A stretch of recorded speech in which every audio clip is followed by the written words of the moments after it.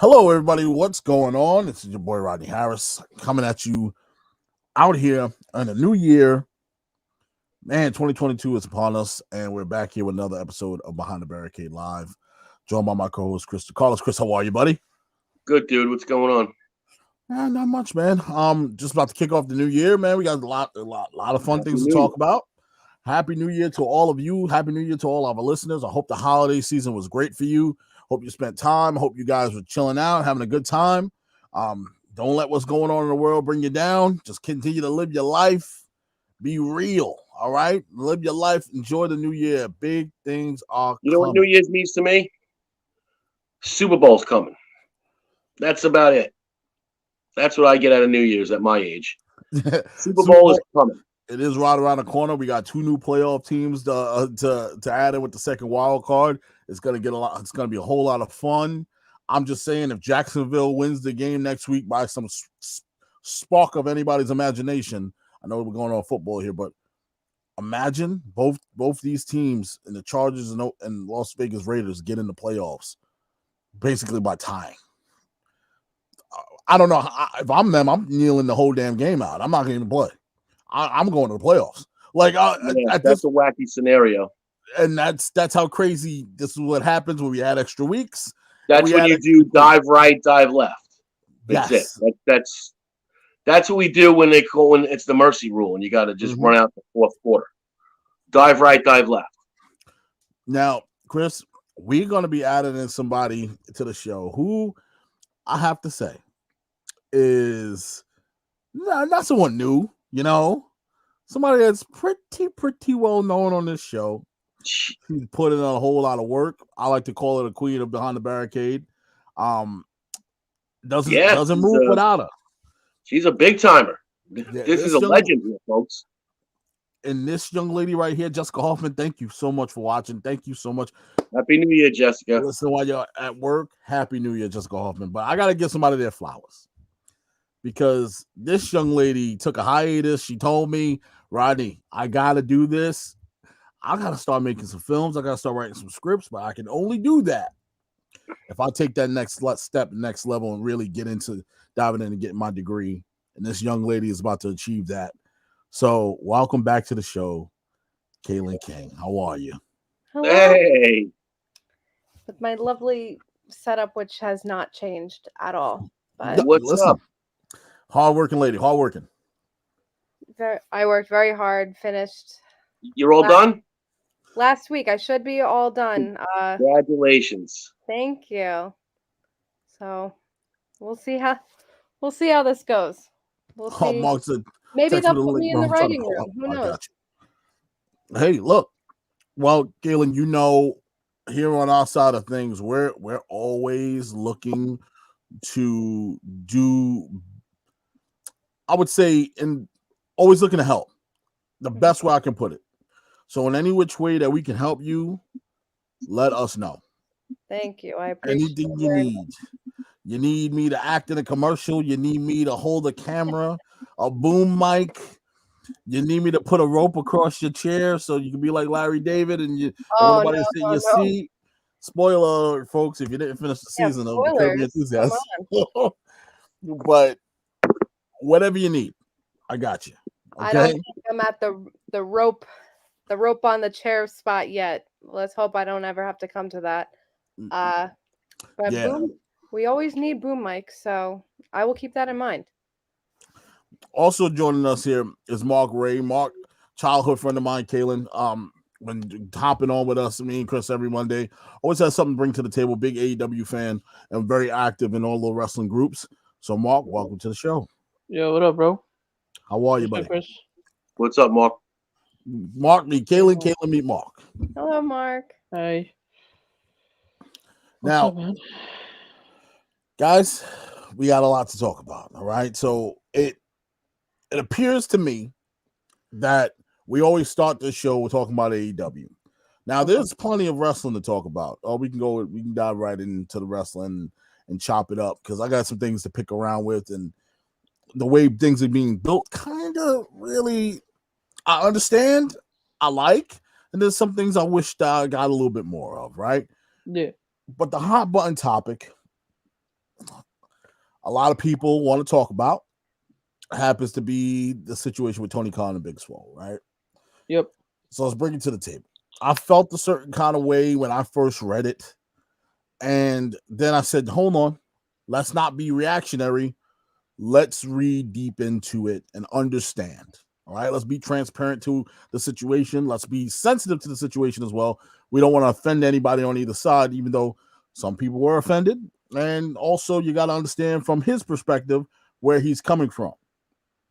So, to break it down, Big Swole had a lot to say about the backstage activities, how she felt and what's being treated in AEW.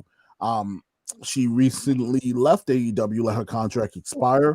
For what we understood was because of medical situations that she was dealing with, and she couldn't perform to the best of her ability due to those medical situations. Now, from what we heard is when she did an interview is that she explained that she felt like AEW management wasn't giving African-American wrestlers a fair chance and opportunities. Completely an opinion piece. That's a feeling. I just want to point that out. That's an opinion and that's a feeling. Okay, yep. That's not gospel. That's a feeling.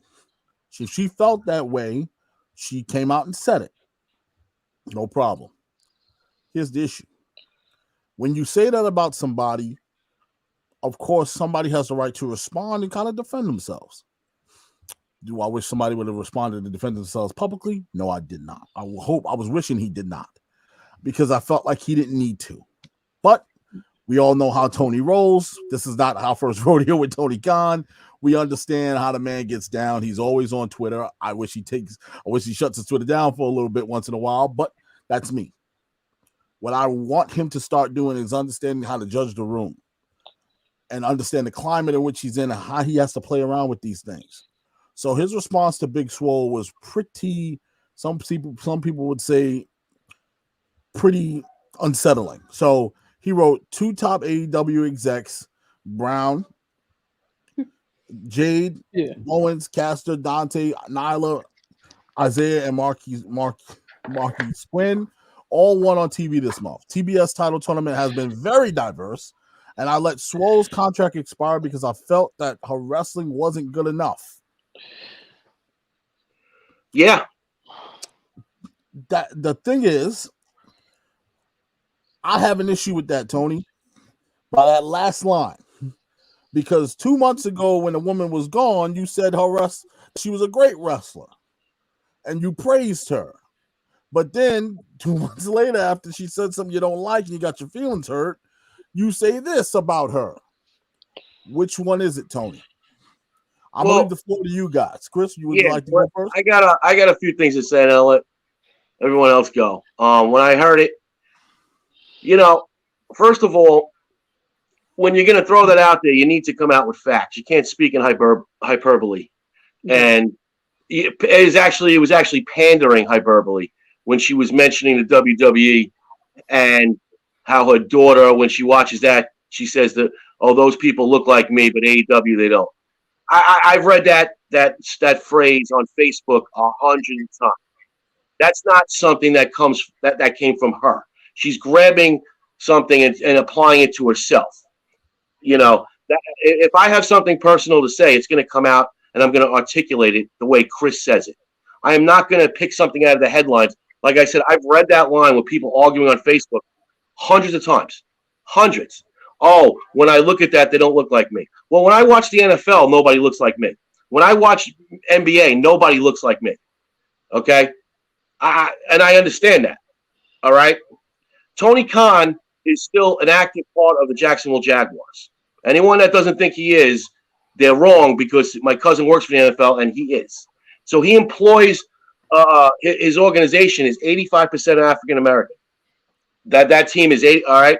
So to throw that out there, and I saw another interesting thing she threw out there, saying that AEW if it wasn't for her because AEW allowed their wrestlers to have an input on their creative and storylines. Well, isn't that what everybody strives for at work? To have input in the work you're doing? That's what we all should do. Okay, I have a job right now where I have no input. I walk around like a robot. Okay, I don't like it, but I want my paycheck.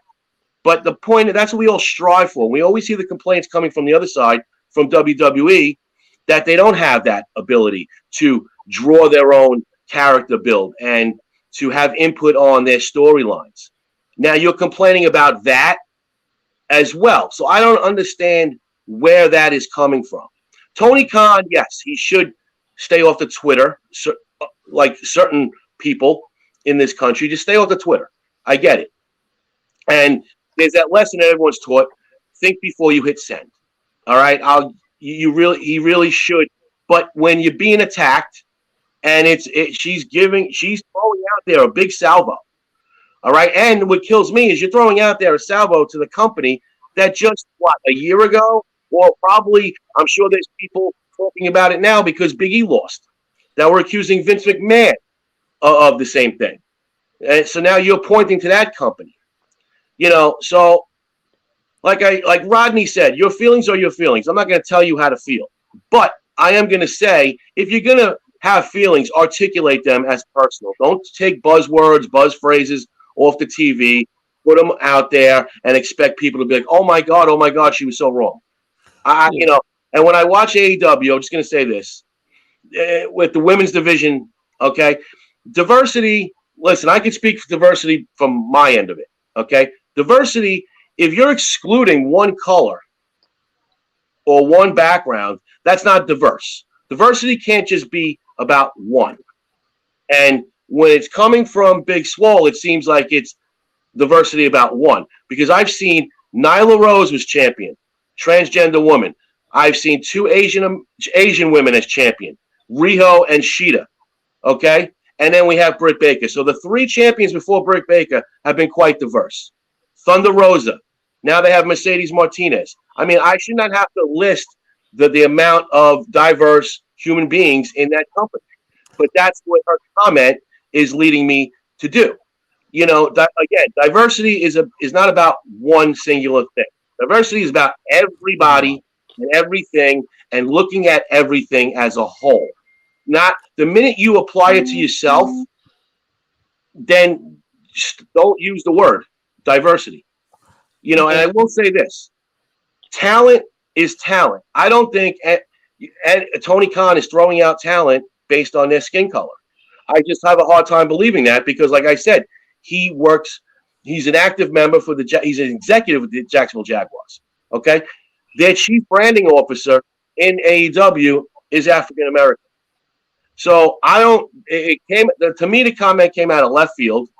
And when it was backed up with the comment about, they give too much freedom to the wrestlers to strive their own path, that felt kind of short to me. Once she said that and the hyperbole she was speaking, use real terms that apply to yourself. Stop taking them from Facebook, stop taking them from Twitter, and certainly stop taking them from the TV and the media, because that's what she did. Oh, all right. I'm gonna go last. And there's reasons for it, but who would like to go next? Mark, Kaylin, you guys take your pick. Kaylin, I know you wanted to talk about the topic. I know you had a lot to say about it. I'll let Kaylin go first. Okay. No problem. Again, like I've said, I've been very focused on other things. So unfortunately, wrestling has not been my be all end all of anything. But I do try to keep up with certain things and like keep up with at least who's championed, like what's going on, especially when there's controversies, because obviously that's what's going to come onto my feed, especially when I don't actively look for it anymore. So I did reach out to Rodney when this first happened, because I feel like for a while now, maybe I'm wrong, but it feels like things have kind of been really quiet and with things going on, especially when it's like, I feel like with just AEW, except now things with people's personal lives, which should stay that way, but whatever. So I saw her comment first, and I saw someone reply to it. I can't find the reply now because I don't want to look at my phone, but it said something along the lines of like, yes, she's right, but yes, she's wrong. And I agree with it, because I think, first of all, the way the article is kind of given out, especially when you go on like pages like Ringside News and stuff like that, they're going to take one thing, whether it's in context or not, and make that your headline so that you click on it. So obviously they're going to put that diversity thing. And it's called clickbaiting. It's very clickbaity. Everything is. That's why I really had to be like, I can't even read these anymore. Yep. So I did want to read it though, to be like, all right, let me see if that's really what she said. And where I do agree is that I feel like if you're going to bring up a comment like that, where I don't want to go too much into like how she's feeling, because obviously that's not something I can speak on from personal experience. That's a thing that obviously if that's a problem with her, that it's a problem with her. But what I will say is if you're going to bring up a comment about diversity, you can't make it about you. Because if it's really an issue, then you have to make it an issue that you feel other people are struggling with too, which is where other people who have spoken up about it in like the WWE or things like that, that they bring up other people. She just made it about her and her personal feelings, which rubbed me the wrong way. So do I think personally that AEW has an issue with diversity? No, I don't. Because I do feel like compared to other wrestling promotions, not even just WWE, because it's so easy to shade them and not everywhere else, but I feel like it is other places too, that I do feel like AEW, when I watch the TV, I really do see everybody. I don't just see the people that are in charge and who are really have the names like Cody, or I know Kenny Omega's gone, but like, you know who I'm talking about. People that made the company. I feel like you do very consistently see a bunch of people, whether it is on Dark, which people want to crap on that doesn't count, but it does because you're filming and you're getting airtime. So that's where I disagree with her.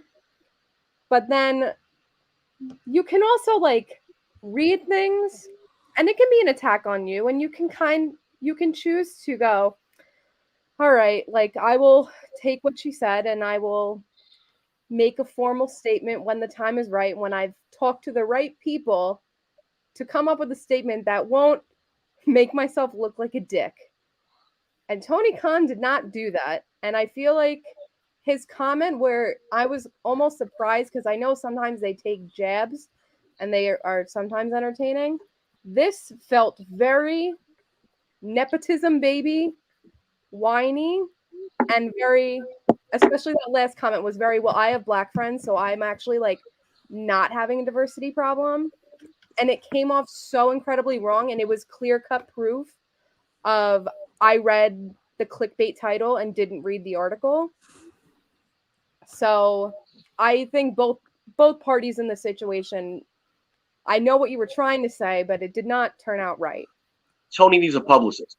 This 100%. Tony 100% needs a publicist, because I feel like as of late, I respected his ethic beforehand, that like this is something that was kind of new to him and he did it. And I feel like he did at first mesh well, and now he's getting into the the more critiques AEW is getting, where I feel like the first year was kind of like they were untouchable and they could do no wrong because people wanted so badly for something new and something to be better than what we had. So it was really hard to critique it. But now it's kind of getting to that thing where when it's oversaturated, your brain almost switches and it makes you go, oh, I don't like it anymore because it gave me exactly what I wanted, and now I don't. You have to find a reason to hate it. It happens a lot when we're oversaturated with the thing that we asked for.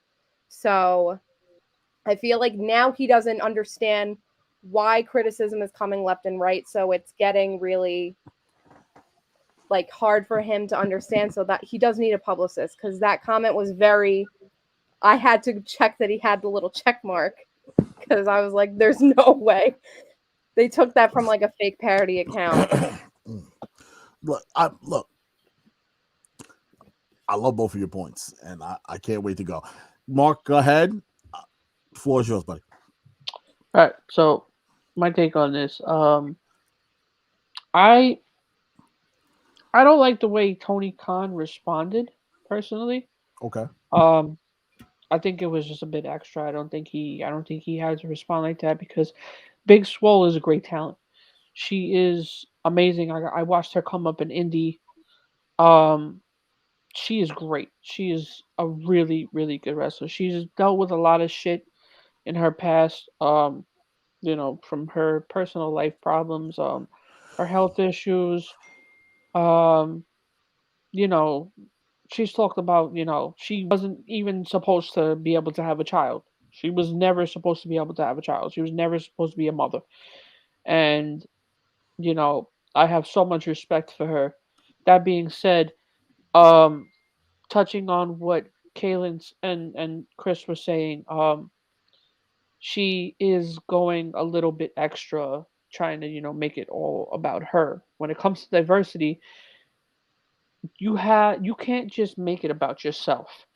You have in the wrestling business is nothing but diversity. You have people in the wrestling business from all walks of life. Um, whether it be people within management, um, people just actual superstars themselves. Um, from top to bottom, it's all diversity. So, as Chris said, you can't just make it about yourself. You can't. Like it's just you being extra as a person. You can't just just like look at take Colin Kaepernick for example. Did he make it all about himself? No, he was trying to make a strong point, and he made his point. He had thousands of people. No, I'm sorry, millions, I should say, millions of people standing with him in his movement, against the national anthem, and he got what he wanted, and I respect it. I have a lot of respect for the guy. That took a lot of balls, and it wasn't just black people though. It was people from all walks of life. The man had white people standing with him. I respected him for that shit. Um. So yeah. So that's my take on it. I don't feel like she should be making it all about herself. If you're gonna try to come out and talk about diversity, you gotta make it about everybody. You gotta make a point towards the community. That's a good point. When it comes down to the conversation of diversity, and I'm not gonna speak for the whole black community, even though I'm a black man. There was a lot of people waiting to hop aboard that train and ride the tail end of that cape of Big Swole once this was brought up, just to drive that narrative of what was becoming in this country as a serious situation throughout 2020. And when everybody, it's still a hot button topic. It's still a hot button issue. It never went away. It just simmered down a little bit. Just because you turn the fire down doesn't mean it's out. Once something like this gets brought up and it involves something that as black people, it's a hot trigger item.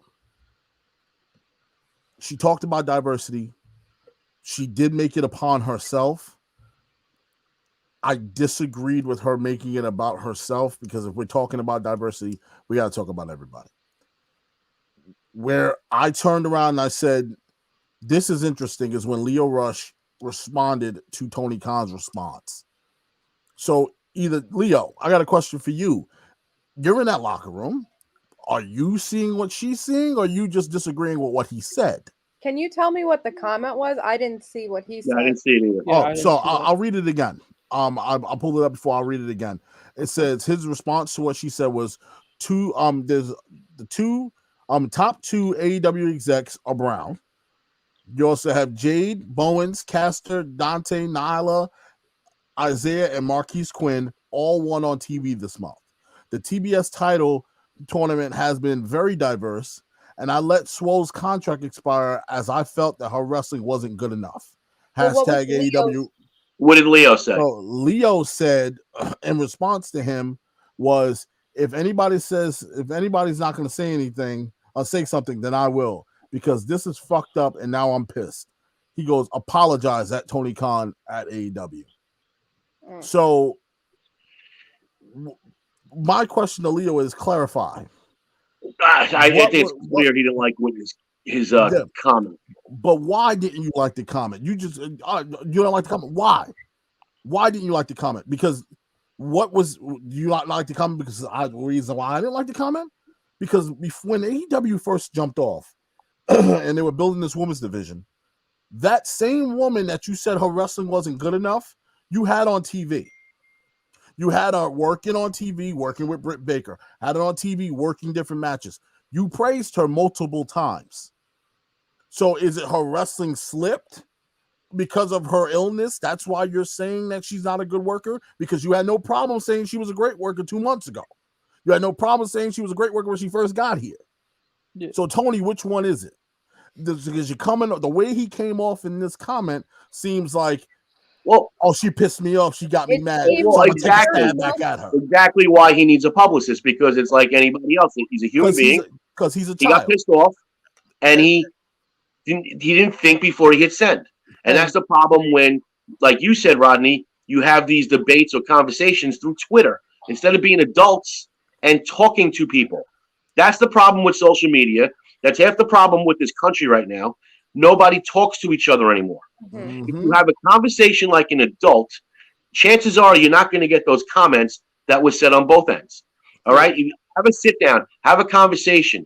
But, you know, when you're holding that high position in that company, you really need a publicist. You really do.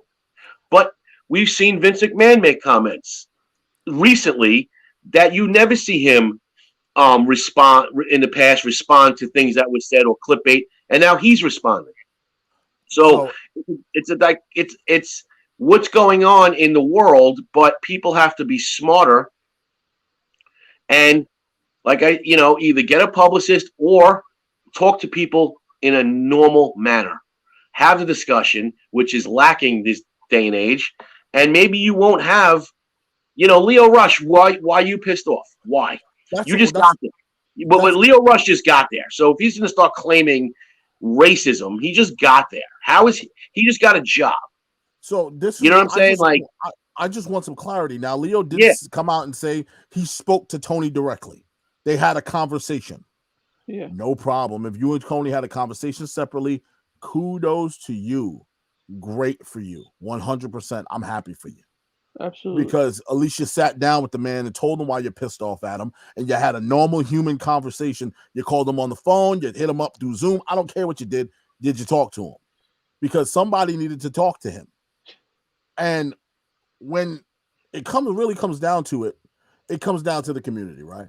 So for the community, I can say how they felt, because Kaylin just addressed it, because when you start naming names of people that happen to be of color, it does come off like, oh, I have black friends, so I can't be racist. Nobody's calling Tony Khan racist. I never called Tony Khan racist. No. But what I'm saying is, in the community's eyes, that's how a lot of people that happen to be prejudiced or racist do. I can't be racist. I have black friends. That doesn't mean that you. But that doesn't mean that you don't hold those qualities. What about stating facts? That's what it comes down to. He's stating facts. I get it, but you're stating facts. If you're throwing facts out, see, sometimes people don't like to see the facts. They just want to talk. You're going to give it. See, like I learned a long time ago. My buddy used to say this. He used to say, "I don't like watching people giving their opinion, stating it as fact," and it always stuck with me. Okay, stop giving your opinion, stating it as fact. Give me the facts. When you want to give your opinion, say, "This is my opinion," right? But a lot of times people don't like the fact that you're getting facts. And the fact of the matter is, these people did win on TV. What he wrote, what he put out there, these are facts. They're hard facts. And people like factual information. I can't disagree with what he's saying. So when people come out there, ACH situation, right? The whole T-shirt thing. We talked about it on the show before. There was did the T-shirt look a little crazy? Yeah, it did. But you approved of that T-shirt, man. You saw the T-shirt before the T-shirt even rolled out. So hold on a second, man. So you saw it. So why'd you let it out there? You could have stopped it. Yeah, but then again, we talk about how, Vince is a racist, right? I've heard that many times. But as of late in the WWE, we've seen a first ever 2 African-American people main event of WrestleMania happen to be African-American women. Should have been the #1 match of the year. I'm salty that they said no. Great match. We've seen Bobby Lashley have a great title run. We've seen Kofi Kingston run. We witnessed that in person. All of us did. We watched. We got there. We sat there and watched Big E just have his run. Yep. So the moment for African American people to be represented on television is a big deal. It is a big deal to the community. It is because we don't have a lot of those heroes. We don't got a lot of those people we can look at.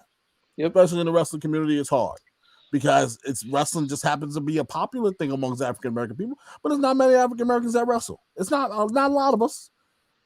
So when we do get the opportunities to see them, and we want to see the heroes be represented, I get it.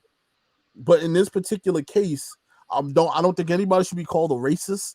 I don't think anybody should be called prejudiced. I just believe that the topic of diversity is stated here. The way of going about handling the situation was totally screwed up. Both of them should have had a conversation. That's all I'm saying. And maybe, just maybe, the way that the article was written and the way she was quoted could have been misquoted. She could have been misquoted. It's very possible. Now, she had enough time. You had enough time to come out and say something. There was another quote. She said, "My piece was messed up or interrupted." It's like when they say, "Oh, my space." Like, you're just using hyperbole. You got to, if you're gonna say that, then tell me what happened that messed up your piece. And stop again. That little term is what's hot now in the culture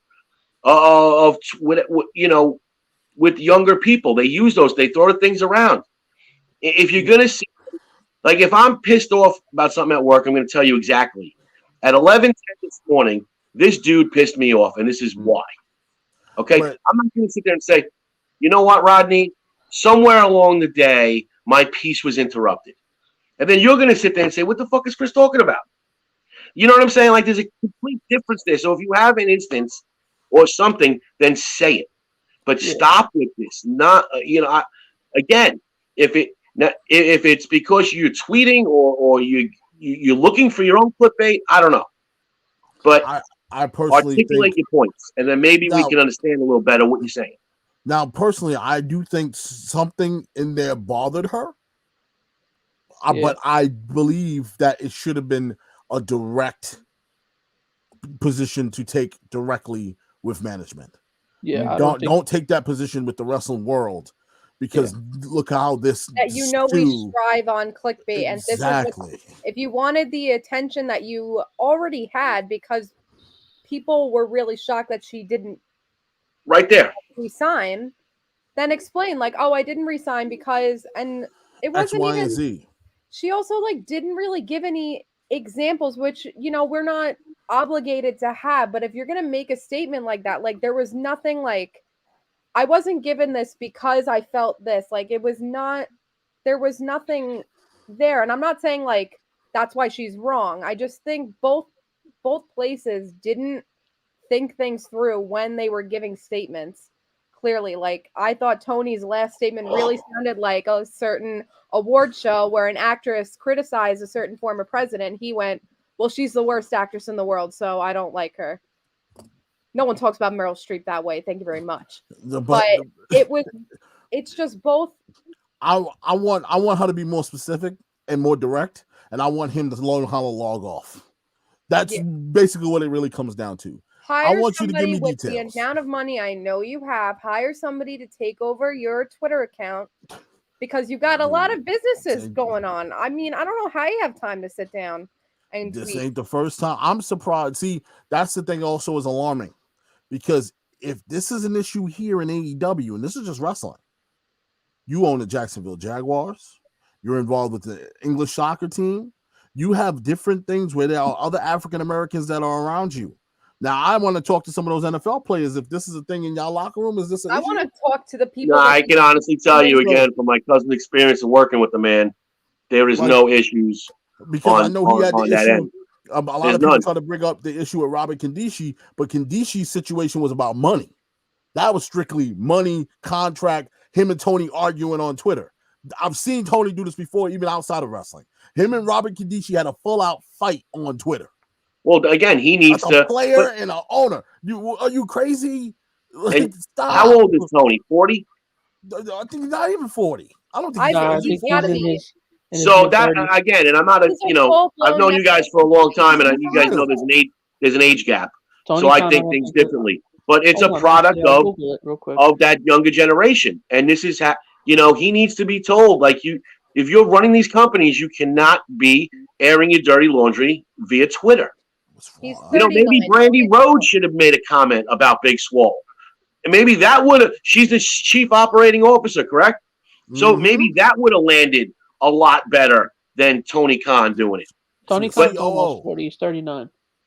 These are things that, again, he needs to, let the other people he employs pick up at a certain point and not speak for him, but make the comments and make the statements, and you won't have so much of an uproar. But to Kaylin's point, I think Big Swole did this to get the attention and the eyes put on her.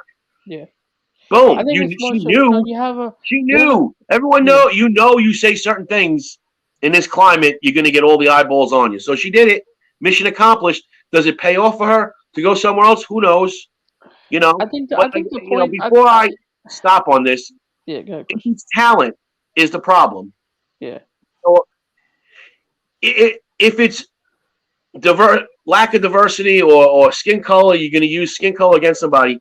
There are guys like Antonio Brown. We just saw yesterday. How many chances did he get? But because of his talent, he's been allowed to get these chances. Had nothing to do with his skin color. It's the fact of the matter is Antonio Brown been running around like a jackass for 4 years, and he kept getting opportunity after opportunity to prove himself and getting paid.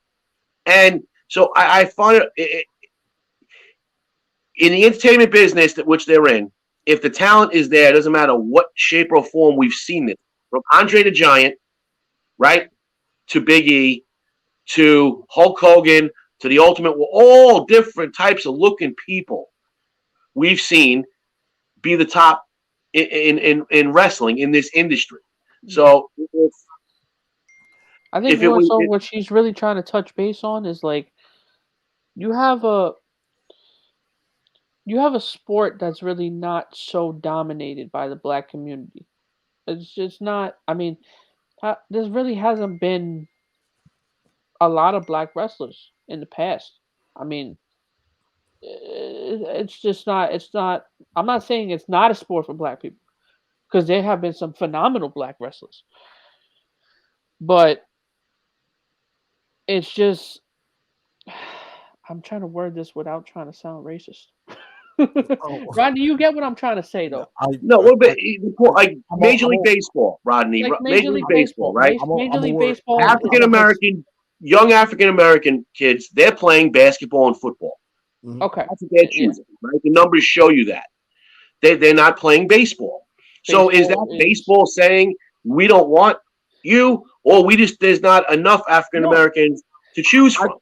I'm gonna sum it up this way.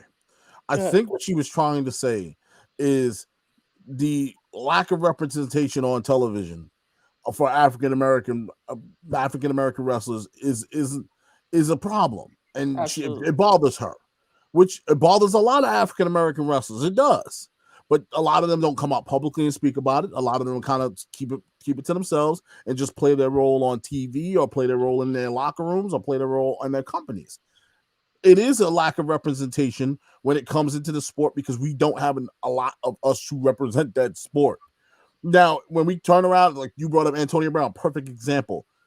As I look at Antonio Brown as a football players, as a former football player, stigma immediately about football players are already around you. They're crazy. They're nut jobs. They get banged upside the head all the time. So they got to see just random stuff all the time about football players. This horrible stigma.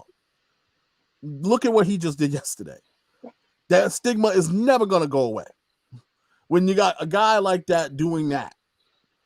And for those people it does bother them that he happened to be a African American male doing that. That's a poor representation of black players in the NFL, because not every black player acts like that. That's just a poor player who has Hall of Fame numbers, Hall of Fame talent, just wasting it away, acting a fool. That's it. I personally think there's something mentally wrong with him, but he needs to go get that checked out. Ever since Vontaze Burfict hit him, he has never been the same. But other than that, that's another story for another day.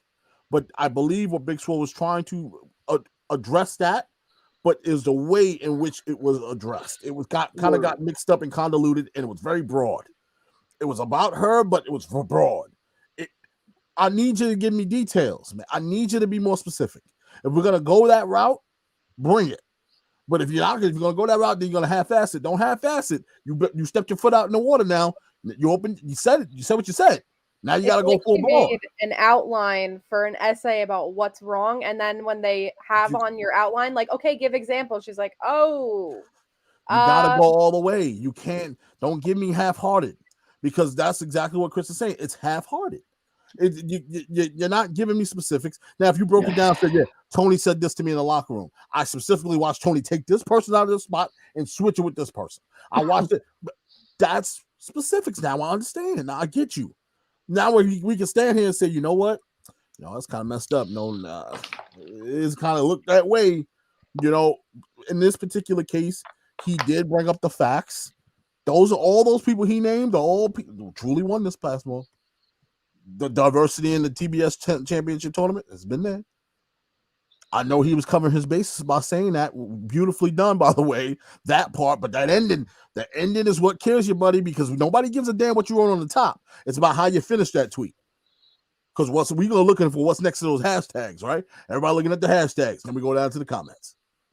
Then when you look down at the comments, everyone's saying, what a jackass. Yep. How about this? Stop tweeting. Stop responding like a child to everything somebody says about you. This man can't take criticism. I've never seen such a man not take criticism. It's scary how you are a business owner to this magnitude and you cannot take criticism. Well, you know what the funny thing is? It's insane. You know what he does for the Jaguars? Marketing. Which is even worse. Yeah. You can't take criticism, Tony. You can't. I'm sorry. This is proven. This is proof that you have to respond to everything everybody says. What's amazing to me too is without his tweet, I don't think I would have seen her article. Nope. He brought a whole bunch more attention. I don't know if in his brain he was thinking, okay, this is going to get bigger, so let me cool it now. But he made it so much bigger and so much worse than it could have been. If I was Tony, I would have responded like this. As you can see, I'm pretty sure all of you have seen the article and the comments that were said about AEW and the management and myself. We pride ourselves on being a very diverse company. We pride ourselves on being progressive. But I also said on the Four Corners commentary, shout out to those boys, I also said that if you're going to present yourself as being so progressive, present yourself as a progressive company all the way through and through. Don't present yourself one way and then do another. All right? So he prides himself on being such a progressive company, then show it. All right, so you brought the facts. He is kind of showing it. Now that I look deeper into it, I did my research, did my homework on this because I don't want to speak on this, but I know what we're talking about. He brought everybody he's named, all truly the fact that they won this past month, all truly the fact that it's been diverse.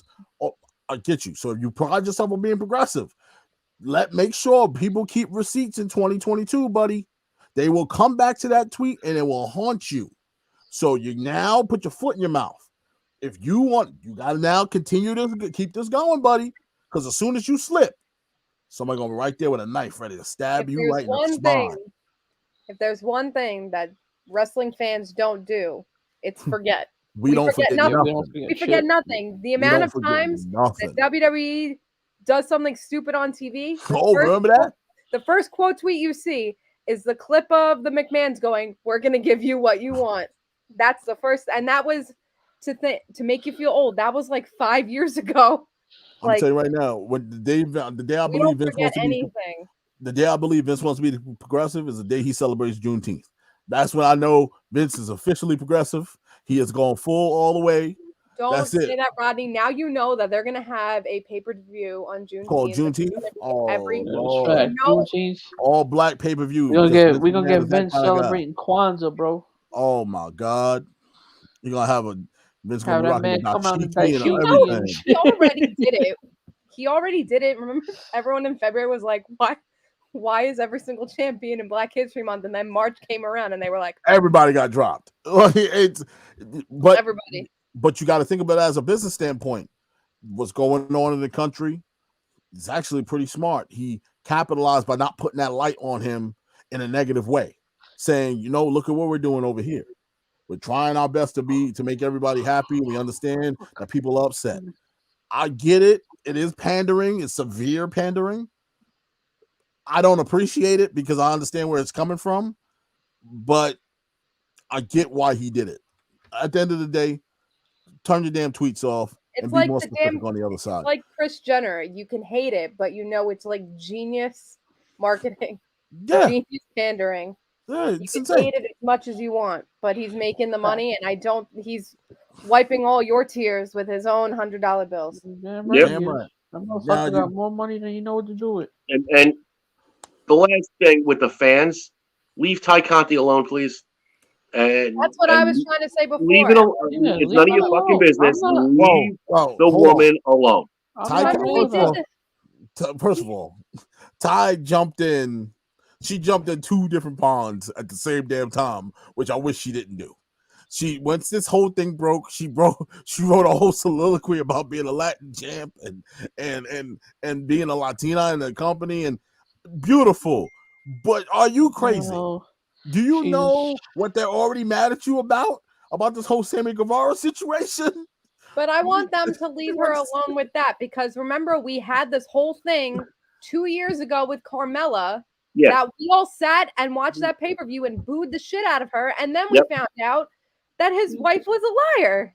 Yep. So I think everyone needs That's what I was talking about. That's what I was saying before about we need to stop worrying about people's personal lives unless they're doing something extremely dangerous.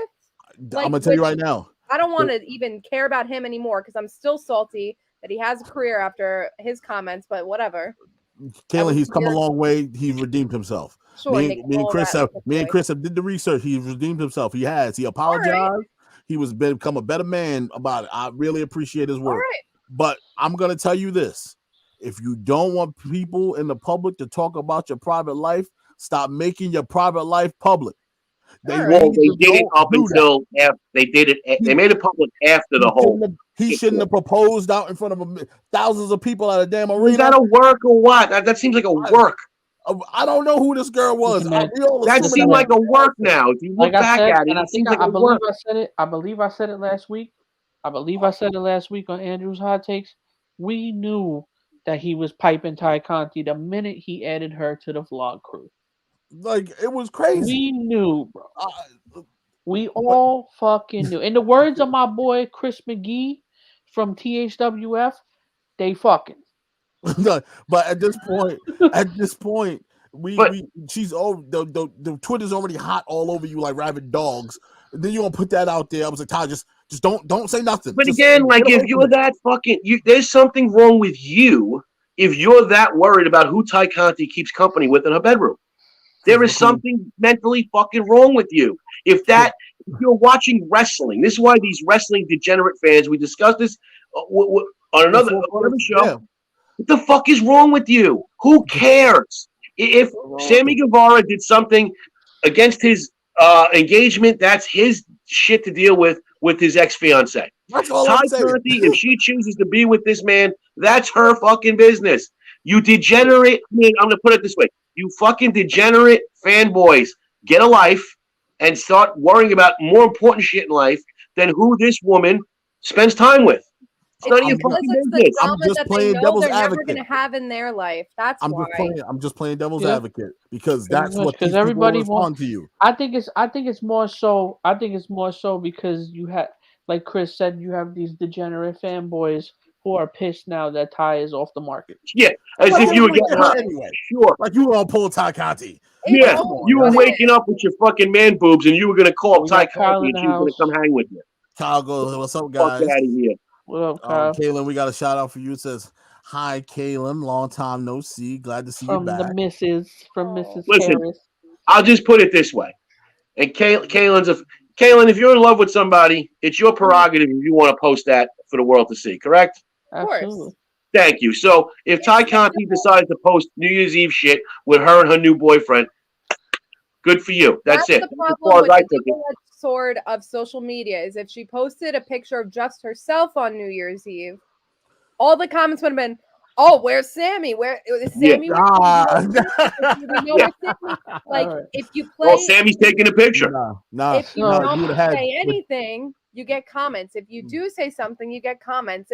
You're never gonna win with social media. Kaylin, you know, if she would have posted a picture by herself on New Year's Eve, the 80% of those comments was like, "Yo, show us the yams." You know that for a fact. Of course. These again, rabid dogs. They're degenerates, man. They're fucking degenerates. Drooling at the mouth. Sickening comments on Ty's drooling at the Instagram. mouth. Oh, my God. Sickening. All right, bro. So we damn near killed like 50 minutes talking about this bullshit. I know. Let's get into talking some actual wrestling, bro. Well, we could talk about AEW for an hour because ain't much to talk about on NXT. There you go. I'm all for it. 10-man tag team match at New Year's Smash. I have to say, I like when they do tag team matches in AEW, man. To me, best tag team division in wrestling. You have a good mix here, but we talked about this, guys. Kaylin, we talked about this, about them doing these 8-man and 10-man and 5-man. And can we just get a traditional tag team match once in a while? Well, here we go. We got the Lucha Bros and Christian Cage, Jungle Boy, and Luchasaurus taking on Matt Hardy, Private Party, and FTR. Match was all over the place. Let's just say it was. Match was way weird pairings all on both sides. I honestly, personally, I didn't really pay much attention to it, to be honest. No, the match was all over the place, guys. It was a jumbled match. You know, it's too much going on, and the camera angles that this company decides to shoot from really bother me sometimes. And they try to be different, and I respect you trying to be different, but for TV purposes, when a match this big is going on, it's too much. Okay, we can't go picture in picture. We can't do that. Not with this. You're gonna have to just run a regular commercial. Yeah, you're gonna have to, with all the amount of people in tag matches, just have GoPros on their forehead and go, all right. At this point, have an X cam. Invest in the X cam. Just have it above the ring, floating around. Whatever, because at this point, it's too much. That was like watching a seizure. Yes, it was like that was like when you and all your buddies go on to when you would play WWE SmackDown versus Raw, and all of you and one person just decides to like run in a circle. One person's glitching in the corner because there's too many bodies on the screen, so your computer glitches. Like that. I thought I was gonna hear the music, and they're just running around. That's what it felt like, and I hate matches like this. This company loves to do it. We get one at least once a week. It's too much. I think it's because they're oversaturated, and they, like I said, I think everything goes back to double-edged sword when it comes to wrestling, because we can never be happy. Because if they didn't have that big of a tag match, they'd be like, well, where's FTR? Huh? Where's Matt Hardy? Oh, where's Private Party? Like, we would have been asking. Oh, I'm never going to ask where's Matt Hardy. Matt Hardy. That's Matt fair. Hardy. This is his new name, Matt Hardy. Matt Hardy. I will never put our APB out for Matt Hardy. Never. That's fair. No. Never. I'm not looking for. I was just throwing out names, guys. Come on. No, but I got you. But I know what you're saying. It's gotten to the point where I know Chris, you're in the belief of you can never have too much talent, but we're starting to see now some signs that maybe your tag team division is starting to become a little too big, because it's all right. I want to put all these guys on TV, but I don't know how to spread them out. Yeah. Okay, well, you could have broke this match up. You could have broke it up into 2 different matches. You didn't have to put all 10 men. Too many tag matches. Who doesn't like? Listen, we've discussed this before, Rodney. It's time for Jurassic Express to go away. Move Jungle Boy into the singles division. Kick Christian K, Marco Stunt 2.0 doesn't need to be with them. I mean, Luchasaurus, take the fucking mask off and go be a big wrestler. I mean, that's got to go. And then you could have had the Lucha Brothers maybe against Private Party to set up something. I mean, I don't know. But the whole thing it was weird. The whole pairing, and then to have the Lucha Brothers then getting into it with Jurassic Express at the end, getting into it with their own team, setting up a match for them. I do believe that you have to break it up. And I feel like Jurassic Express is one of those teams that they can always come back together at a point. Just like Yeah. the New Day. They can go their separate ways and then wind up forming back together. We know it, Jurassic Express, for who they are. We get it. I love it. I love the theme song. I love everything about it. I think Jungle Boy is one of the pillars of AEW. He has the it factor. We just gotta see the it factor now. Let him go. Let him rip. Let him go. And Let him there's show ways it. that you can make it an amicable. They don't have to fight. They don't have to really break up. Just do a kind of like a shake of the hands, walk off into a sunset, Like, and I be gotta do this for something me. new. Like, Yeah. I gotta join this tournament for me. You know, we see it. Like we said, use the example of the New Day. We see them do it. Yeah. King of the Ring tournament, WWE title runs. It works. They've done it. It works.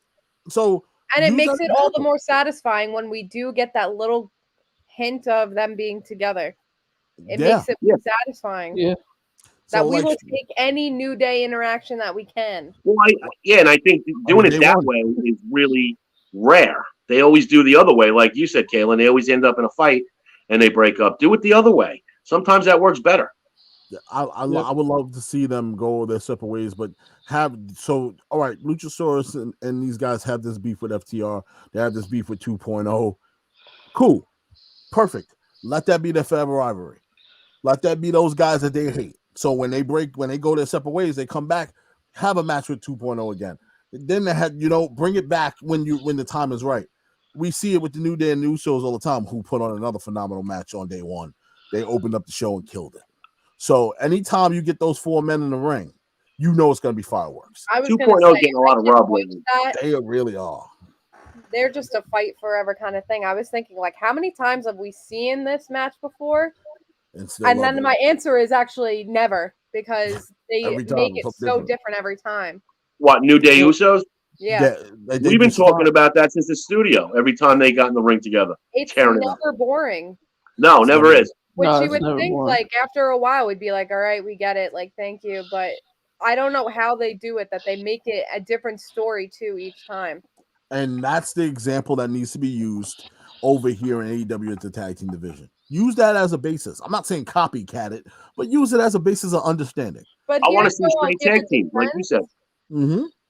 Where I'll give my defense is that the thing with wrestling is that you don't get the chance to do where you might in like movies where you can do a screen test before and have an audience go, oh, I didn't like this, and go, okay, well, let me fix it. It's live. You don't have a chance to do that unless you're in the middle of the ring and people are booing you and throwing beach balls, but that's your screen test. Like, there's no way to really test it out beforehand. You can, like, obviously test out, spoilers, guys, like, matches are predetermined and they practice it before the show, but there's no way to really, unless you have that chemistry, which is why the New Day and, like, Usos can do it. It's kind of, that's where I will give defense about if things are like, we've seen this before and we really can't get into it. Sometimes it's just a natural chemistry thing where people can do it.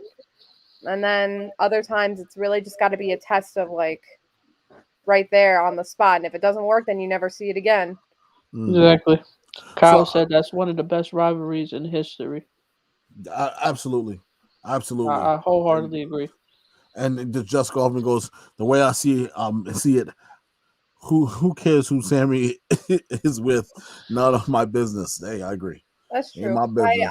The less I know about his business, the better. Thank you very much. That's it. Once again, we move on to a trios match. Look at that. Eddie Kingston, Santana Ortiz taking on Terry Garcia in 2.0. Sorry, guys. It's just a mishmash of Do they deserve all the rub, Rodney? 2.0? Yeah.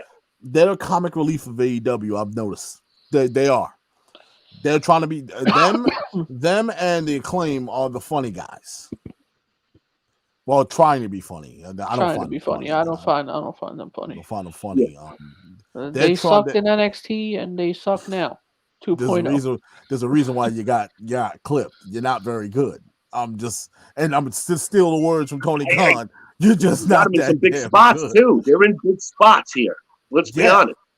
You're facing one of the top contenders for the tag team titles and Proud and Powerful. Let's just put it that way. They got him in an angle with Chris Jericho. I mean, they're in a big spot. 2.0? Really? 2.0. Like, what's the other dude's name? Daniel Garcia. Daniel Garcia. Daniel Garcia. Okay. Which isn't a bad kid. To me, a little undersized. Why is everybody on the small side all of a sudden in pro wrestling? Everybody's getting smaller as the years go on. It's crazy. Like he's a little on the small side. It looks a lot like a cruiserweight, but he fits with them. So he can jump around and do all the crazy stuff. So Eddie Kingston in the middle of this, we understand there's history there. There's a long history there. That's an interesting. Maybe I'm going to go off on maybe a little side thing there, but that comment, maybe this means nothing, but I think that's interesting that now everyone's on the small side because 10 years ago, the biggest man in wrestling was Daniel Bryan, who was on the small side, and maybe that's the spark that makes people go, "I can do that." He was a trendsetter. So maybe baseball waits 10 years. Maybe 10 years down the line, people are going to see Sasha Banks and Bianca Belair and go like, I can do that. Well, if you go back farther, Kaylin, like with the Hardy Boys, and Christian back then weren't the biggest dudes. And you see a generation after that of like Daniel Bryan. That's why trends always come back is because people are inspired by something and you're not going to get that in 2 years. You got to own your craft and you take it. Everything comes back every 10 years. Chris Jericho wasn't the biggest dude. Real quick. I'll be right back. Okay. See, I think that the trendsetters, people that move the needle on the small side, a lot of people gonna hate me for like saying if you this. think about it, AJ Lee came about 10 years after Lita. Then we got Paige, who was they're kind of similar times, but like everything. You can see who inspired them, and then they take that and make it better. Or, I mean, that's opinions, but if you go through the history, I mean, with the exception of Triple H, from what I've gathered from this group, all our favorite wrestlers are on the smaller side, and all the ones we put up on the Mount Rushmore are on the smaller side. Stone Cold put up, he and The Rock. Okay, they stand on their own, but we've talked, like Kaylin said, Daniel Bryan, Shawn Michaels, all these dudes, they're not the biggest wrestlers. If you look at Seth Rollins is not big.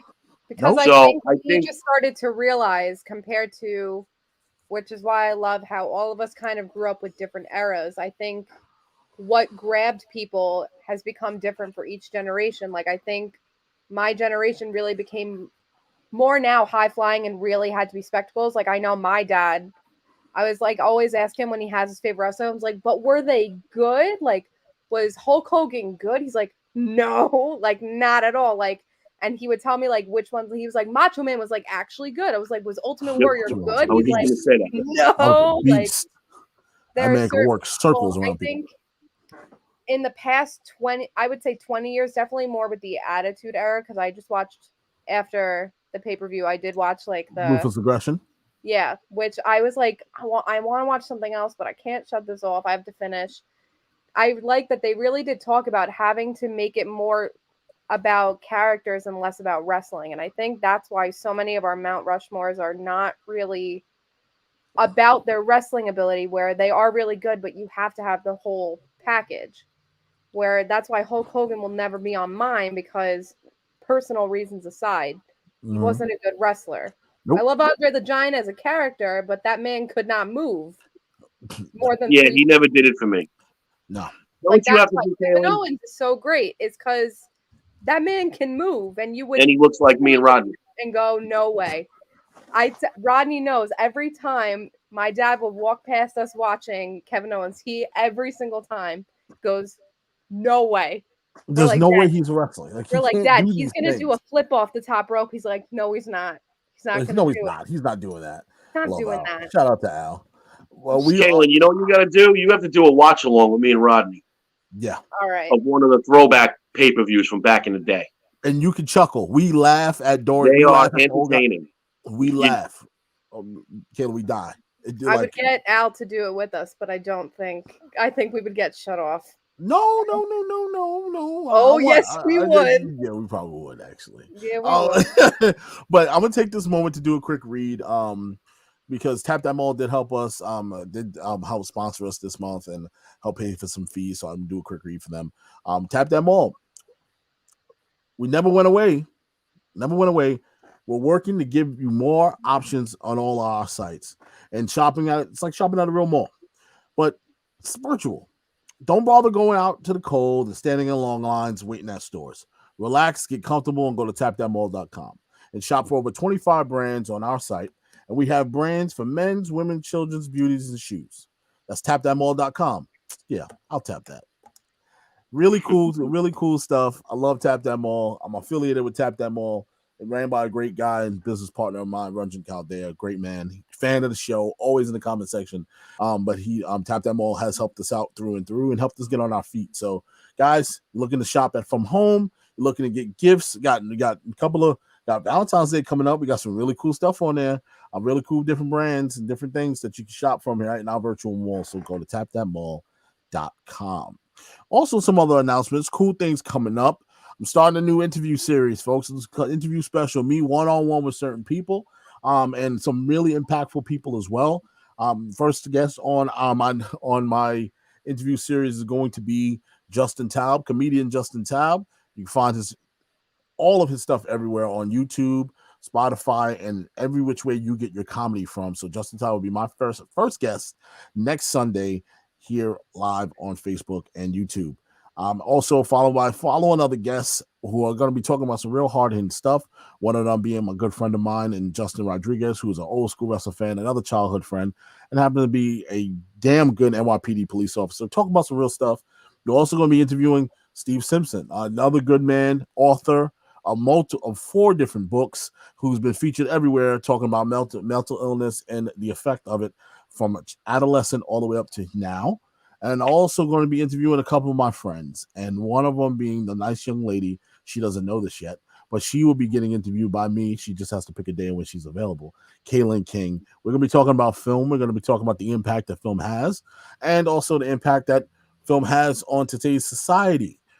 So those are a couple of topics I want to cover, and the interview series will be going up right on the archives. We're doing it as a special, real quick. Might be an hour long, might be 2 hours long, depending on how long I want to talk for. All right, I'm back. So got those things, different announcements coming up and different things going down. One-on-one with Rodney Harris, talking about some real things. You guys asked for it, you guys get it. But back to the action. Unbelievable stuff with AEW, right? Eddie Kingston just really flexing and showing his versatility, right? After all of the stuff we said about him being out of shape, him not hitting the gym, he tends to impress me every time he comes out there with something. Now I'm starting to dive in to Eddie and what's next for Eddie. What do you guys think is next for Eddie Kingston walking out of this match? I just heard, was it like the day before yesterday? Mox is supposed to be coming back soon. Oh, really? Really? Yes. I saw that guy that I told you that I follow on YouTube, Ango. Yes. He was talking about it. I saw it a little bit on Sportskeeda. I don't remember. I don't think Fightful posted anything about it. I saw it mainly on Sportskeeda, but I saw it twice. So I'm kind of hopeful. Let's hope that Mox is ready and mentally, physically, emotionally ready to be back in the ring. And like we said, we're all pulling for him. We wish him the best. Take as much time as you need, brother. If you feel like it's too soon, brother, take some more time. It's all right. That's going to be one hell of a pop when he comes back. Ooh, is it? Might be shocked. I would like him to not stay away as long as possible. I want him to focus on him first. I've never in all this time been like, I need him to come back. I saw too many people being like, prayer circle for Mox to return. I'm like, and can we let him come back with his original fucking music? Can we ditch the Wild Thing shit already? I love Wild Thing. I don't like it for him. I don't like it. Wait a minute. Hold on. Mark. I'm going to take a lot of heat for it, but I don't like it. Oh, are you? Do you understand who that lady is next to you on the screen? I don't like it. I'm sorry. I like his original theme song. It worked. What was the original theme song? What was it called? I don't even remember. To be Which honest. one? That was a great song. I love that intro, but I think it was Wild Thing with the crowd. They made up for him. Wild Thing's so good to get everybody else pumped, and you didn't expect it from him either. I think. And the version they picked from Major League is just right on. Which Perfect. I knew I loved it because I never forget anything, especially about Mr. Mox. They did an interview and asked him, like, what's your favorite movie of, like, all time? And he has said Major League is his favorite movie of all time. So when I first heard that song, I was like, Yeah, it's the rock I knew it juiced was up his version. Yep. And I like that they kind of really play it really quiet, like they do with, like, when Jericho comes out, Yeah, and they they don't play play it too Judas. loud. They play it super loud, and it gets the crowd singing too. I like that they play it really quiet because they know the crowd's just gonna sing it. Yeah. And shout out to AEW crowds real quick for understanding lyrics and singing it the correct way for a lot of these theme songs. I gotta give them a shout out for that because I've been at some wrestling events and I've heard some people sing the completely wrong lyrics to some things. But all the AEW crowds I've been a part of all got the lyrics down pat. I'm very proud of you guys. It's funny you say that because I said something a while back actually about Chris Jericho's theme song. When it gets to the "Embraced by the Darkness, I'm Losing the Light" part, it loses a lot of the crowd when it gets to that part because people don't a lot know of the people lyric. don't know that lyric. I know people on their phones. A lot of them are on their phones now. They're on their phones reading the lyrics because they got called out on TV. I forgot who did it. I think Jericho did it himself. Mm-hmm. He called them out on it, and it was a thing. It became, all right, let's make sure we get it right. Like a whole choir. They're sitting there like this. Speaking of what Kalen said, his shit was really loud when he came out on Wednesday. Yeah, that pop was crazy in Jacksonville. No, his music. No, his music was. It was like on 11. Yeah, I mean, when he came out, it was really loud. It could be because they were in Daly's place, right? Yes. It could be the acoustics in there. I love Daly's place. Yeah, Daly's place has really good acoustics. They gotta make that like that. Great setting for a show. It's so good. Man. It just reminds me of how that saved me watching wrestling through the pandemic. Because I could watch it at Daly's place. I could not watch the shit going on in the performance center. Come on. You wasn't in the Thunderdome? You didn't make the Thunderdome was one. Listen, the Thunderdome was one thing. The shit before the Thunderdome, that WrestleMania.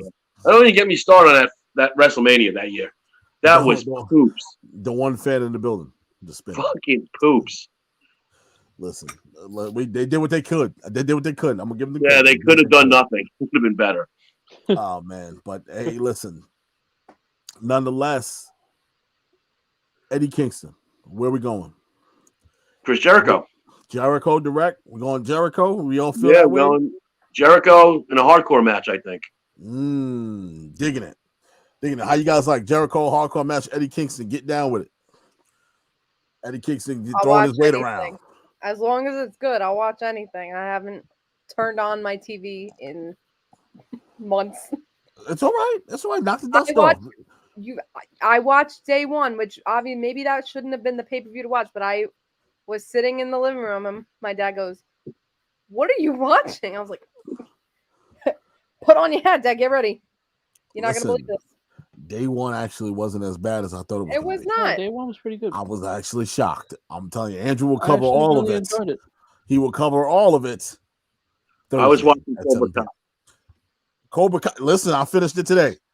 I got 7 more to go. Come on, Chris. Come on. Listen, I promised my wife last September in 2020. Right? What are we in? 2020? 22. 2020 September. That I'd watch it together. Ooh. And we got halfway through the first season. And then about a year later, I'm saying, wait a minute. It's a year later. So I had to go start watching it by myself. And then the last 2 weeks, I binged through.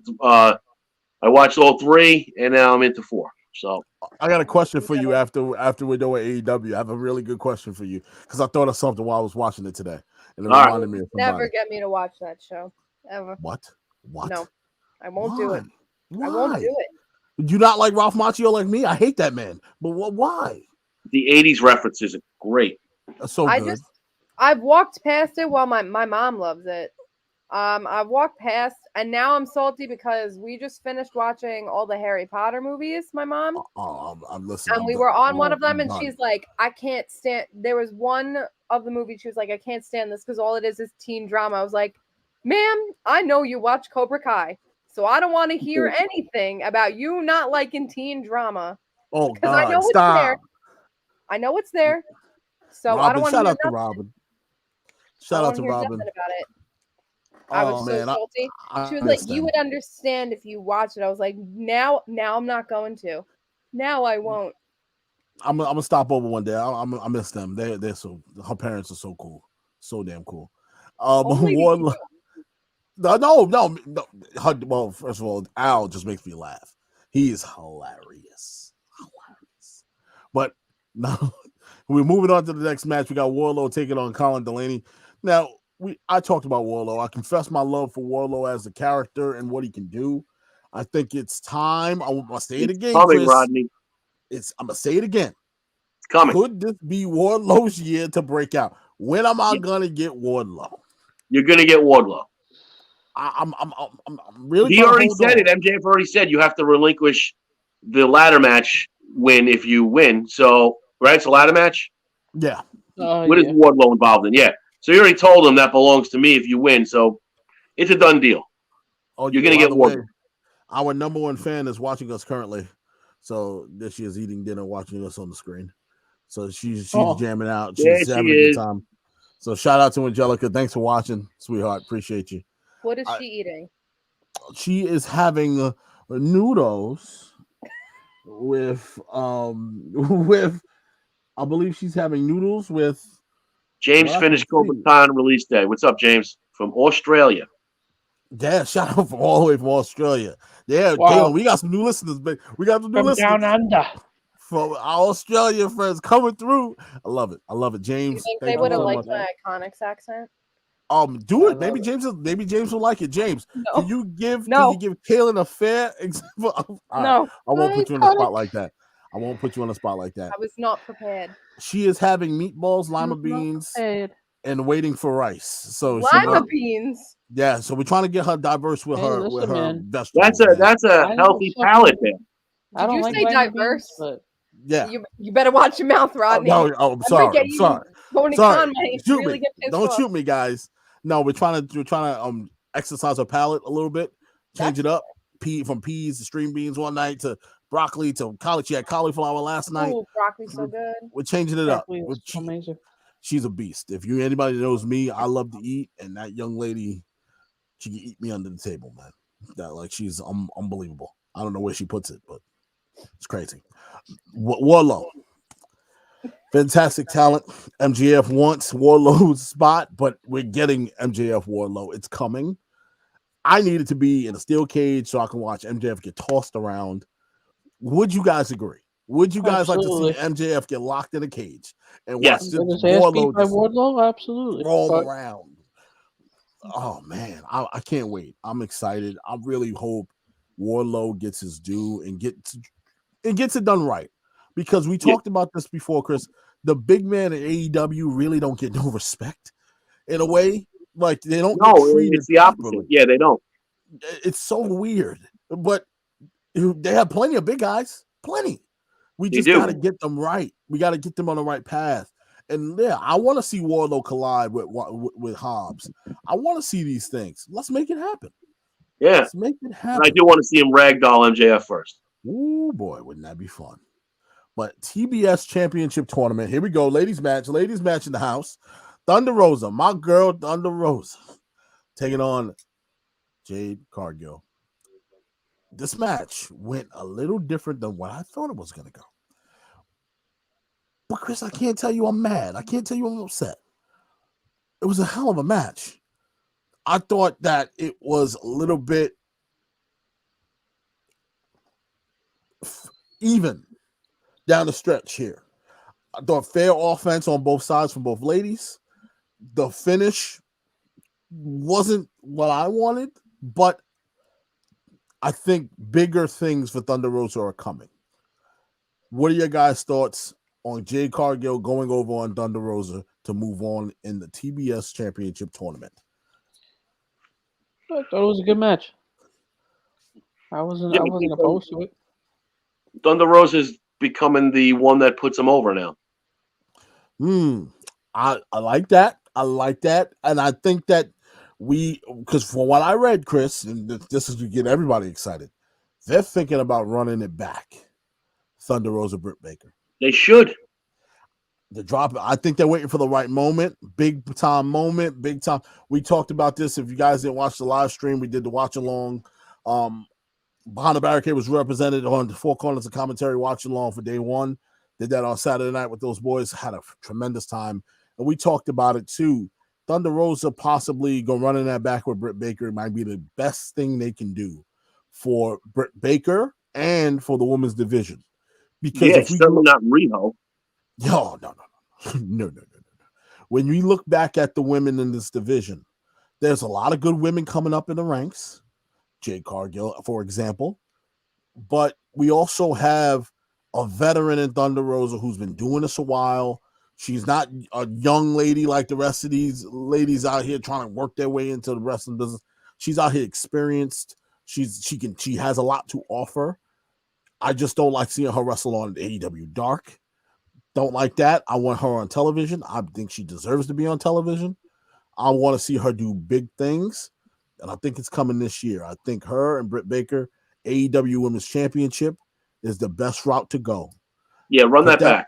Run that back. It was some people would say match of the year between her and Britt. That match put Britt Baker to the moon. It sent her to the moon.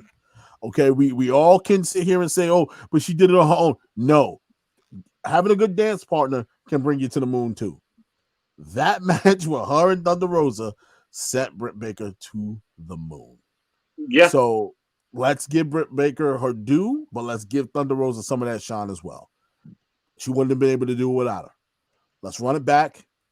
I'm not saying take the title off of Britt, but let's make it believable. Because we all know the current competition is not believable. Rio ain't cutting it. I'm sorry. Yeah. It just ain't there for me. I ain't there for me. You never will be.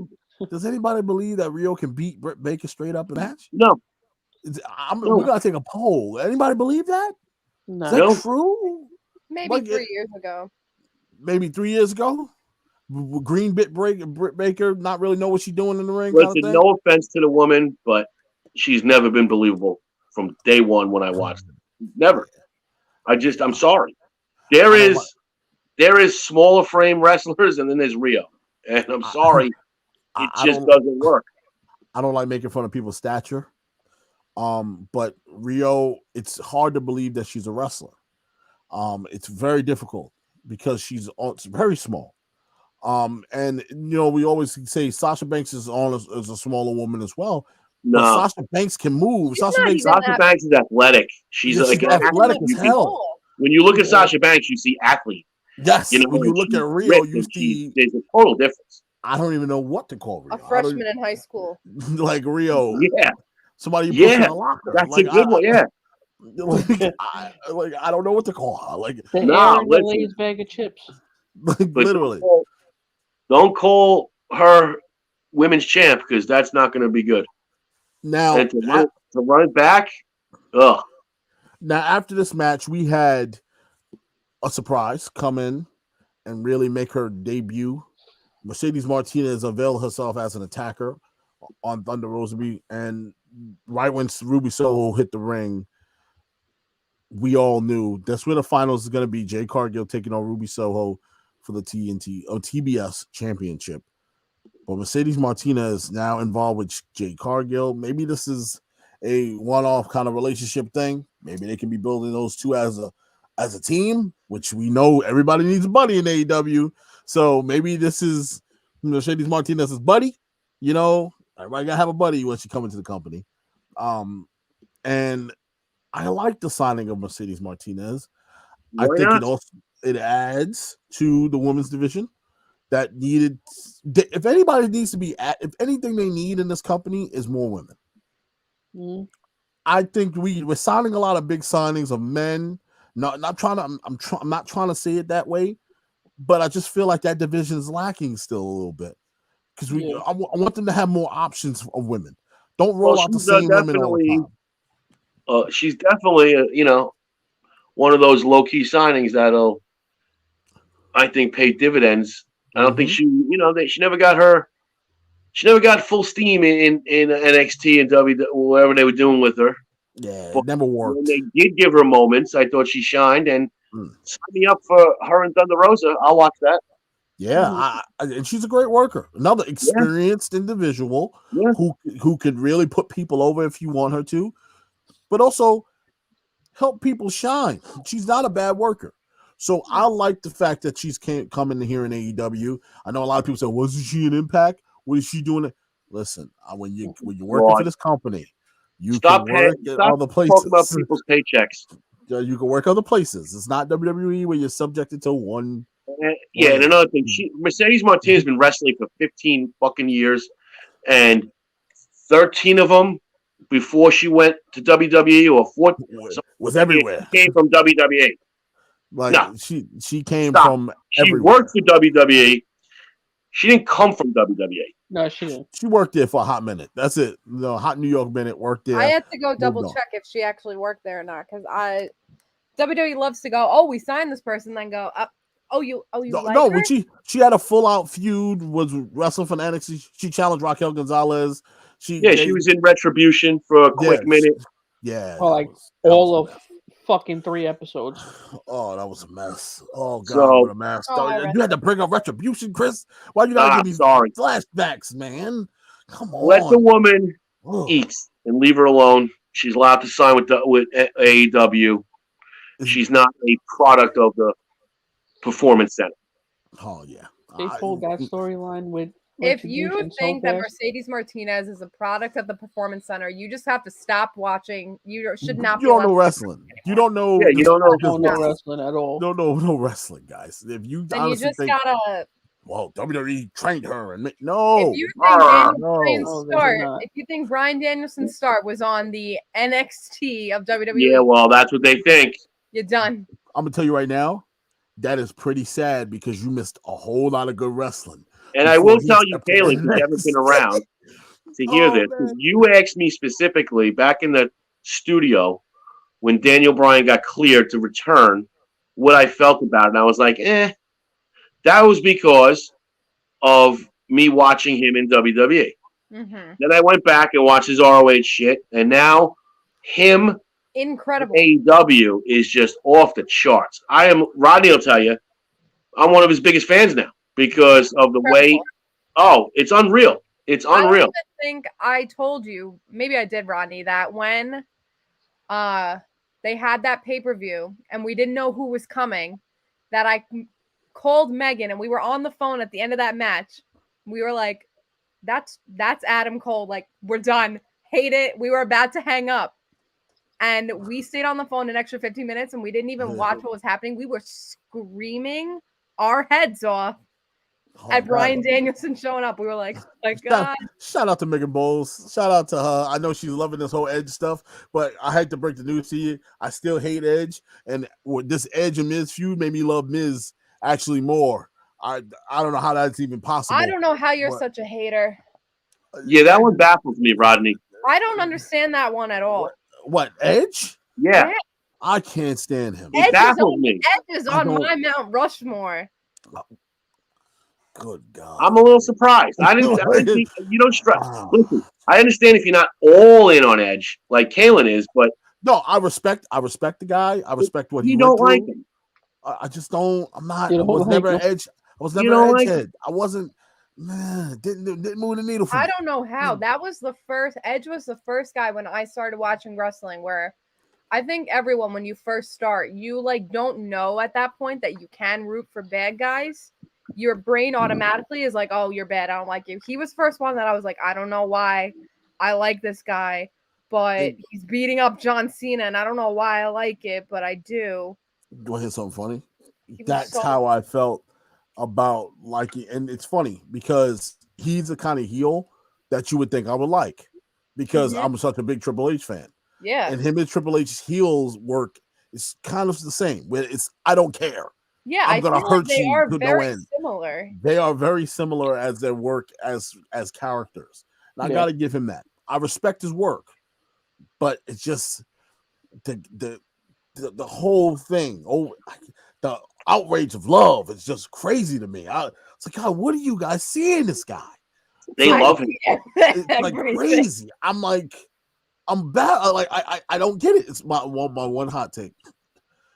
I think what a part of it is, at least for me, is that I was unfortunately one of those people that did succumb to watching Total Divas and Total Bellas because I was like, this is so bad. I got to watch more. So when Daniel Bryan retired, we kind of saw everything unfold on that show, especially like his emotions. And he's like, what now? Like he was always kind of there. And WWE capitalized on like, oh, we'll give him another position to do that. Like Edge coming back was something like I never saw. I really was like, that's never happening again. Like the way he would like describe it when he left, he was like, if I go back, like I'll be paralyzed. Like I'm done. Yeah. Like, so when he came back, it was such an like, oh my God, that now even like he doesn't look bad. Like he still he looks great. He's in amazing taking shape. The comeback as not like I don't want to do the Brock Lesnar anymore because I like this run now. I don't know. I don't think it's the facing. I don't know what came over him that now it seems like he wants to do more. I don't know why it took him so long, but like fine. Like so many people come back and like Goldberg, and he wants to do more of like, let me do the side. Like I don't need to be the big main event. Like give me the Seth Rollins feud. Like give me the Miz feud. Like I think I was messaging you guys about it. I think the Miz is arguably like, I don't think so many people disagree. I think Hall of Famer for sure. That the things that he's been thrown his way, the garbage, he takes it and he makes it, and he makes a name for himself outside of places. Whether you watch him on Dancing with Stars or not, like he works so hard to get such little payoff. That's why I like him. And I feel like Edge did the same thing, that he worked so hard and like half the time it was really not a lot of payoff.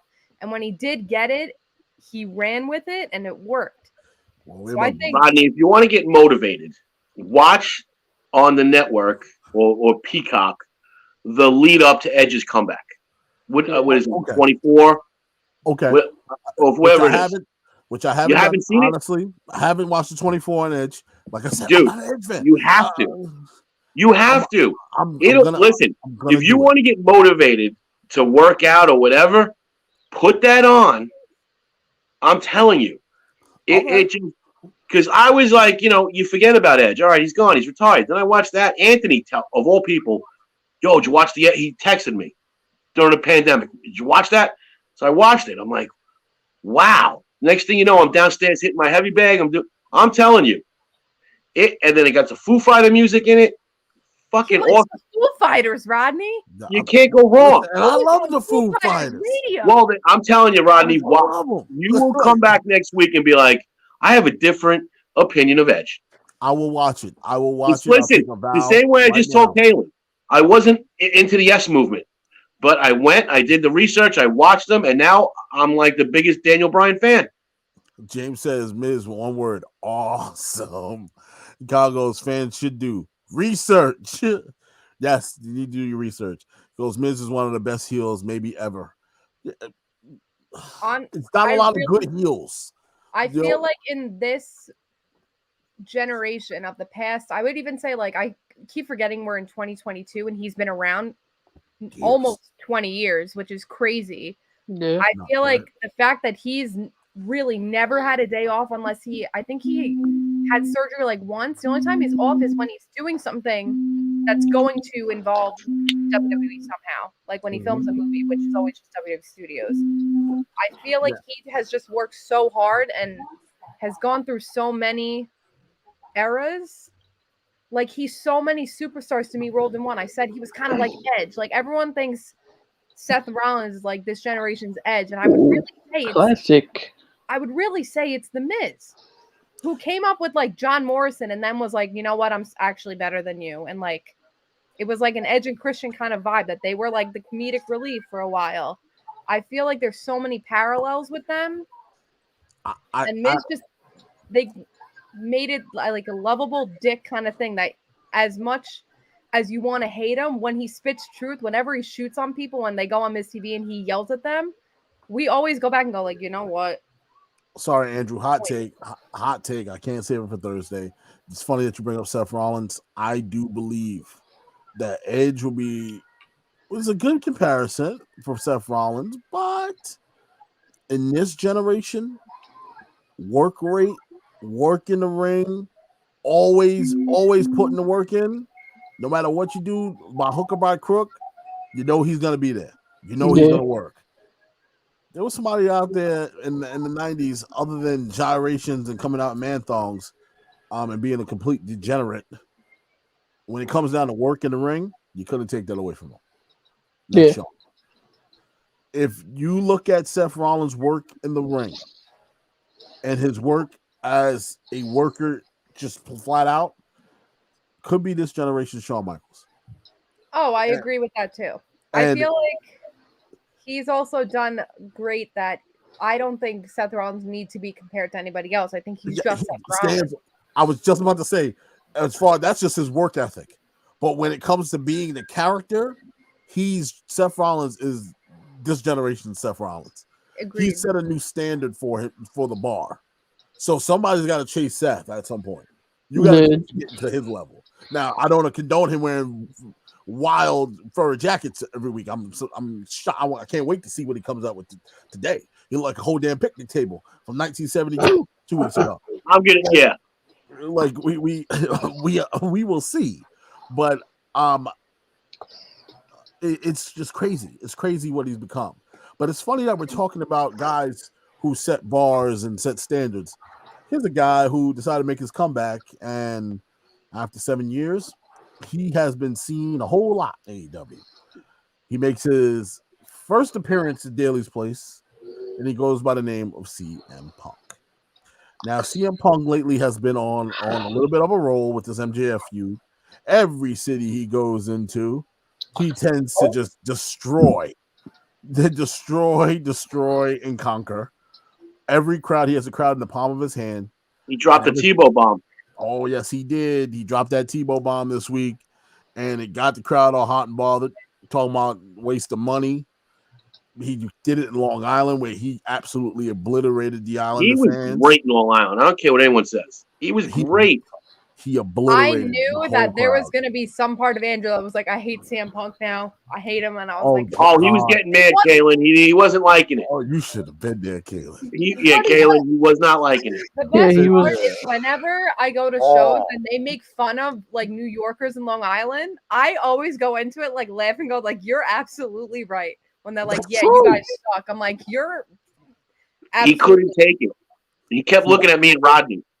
It's because he touched our Islanders. But listen, Andrew, I love you. This is not our year. All right? We suck. It's fine. We're on a 2-game streak of winning. And guess what? It's not going to last. I'm sorry. Rodney, didn't Andrew blame COVID when CM Punk said, like, the Islanders haven't won in the arena yet? Yeah. Andrew looked at us. He's like, well, there guys out with COVID. It's COVID's fault. Ruined the schedule. I was like, Jesus. Andrew, look. Because he's right. The arena wasn't done, and it was all because of COVID, because they could have finished the arena. I was like, Andrew, that's me. He was all upset. But like, Andrew, you do have a point. They couldn't finish the arena because of COVID. I get it. He goes, it's not their fault. They would have won by now. Punk doesn't know that, though, Andrew. Yeah. I know, Andrew. I got you, buddy. I understand. I feel you. But he literally talking about dropping CM bombs. Punk is doing exactly what he needs to do. CM Punk dropped napalm. He's been dropping napalm on all the damn crowds. I think he's been fantastic. Oh, he's been really good. And I think it's so amazing the amount of people that have returned, and it's really like, don't miss a beat. He really, if I showed one of my friends who's like never watched wrestling before, and I'm like, would you believe me if that man took 7 years of doing nothing? They would say I'm a liar. I would say this. Do we believe that due to the feud with MJF, that it saved him a little bit here? Because we got kind of bored of seeing the same CM Punk get trotted out there every week, where he's sitting down doing a 20-minute promo. And I think it got him back on track, or whatever you want to call it. I think I think it helped him hone his game, because he was gone for so long, and now he's back spitting it out, and it's fantastic. I think it needed a proper feud, because I think a lot of people were worried that it was just going to be an every week we're going to feed him somebody. I think he needed a person that was on his level. On his level, yeah. I think. Yeah. On his level verbally, who can battle him on the mic. MJF can battle him on the mic. Kayla, you hit the nail right on the head. Yeah, I think that, because I think I know who it probably could have been, but I'm not gonna. Oh well. Oh, you talking about Mox? I think they could have at some point. People I don't forget think how it's good gonna happen Mox right is. away. People And I don't. forget And how I'm good not. it is. And I don't think I want it to happen anytime soon. Again, Oh, that I would be think rough for you, Caitlin. I need Mox to take as much time away as possible. I don't need him to come back anytime soon. But whenever that happens, that's going to be rough for you. They got a whole ass baby at home. I don't need him to come back anytime soon. Let's just say Renee says, I got it. Let's just say, hypothetically speaking, not rushing anything. Mm-hmm. Renee goes, you ready? Do you feel like you're ready? He has this conversation with his wife, and he goes, I feel like I'm ready. Are you feel like you're ready to just, I know the baby's here. You okay? And she goes, yeah, I'm okay. So he comes back. What if he comes back? Let's say they got this match going on with CM Punk MJF. He just hits the crowd. Don't play no music. Just come walking down. Hits the ring, drops a paradigm shift to CM Punk, and cost him that match.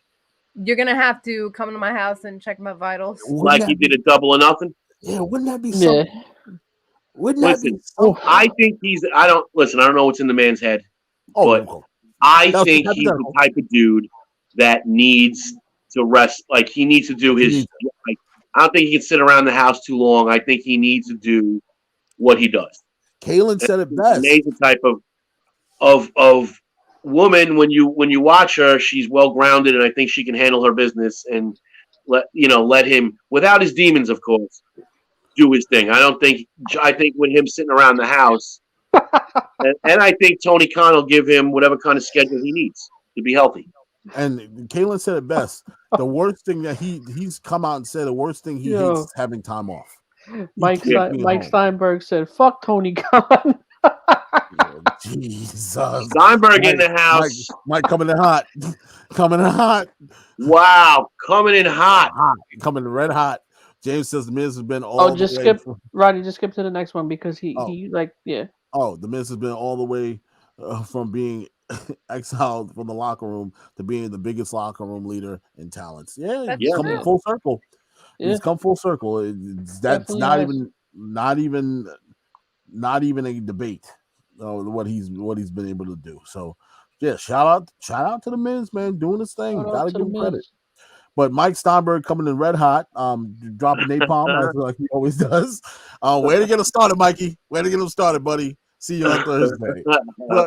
But I do feel that CM Punk got a rebirth with MJF, and this really kind of rejuvenated off for him. Yeah, because him and Taz was not. I wasn't intimidated by Taz. No, not at all. That shit was boring. I was more intimidated by Hook than I was Taz. Yeah, I'm more intimidated by your son than I am you. Hook is the shit.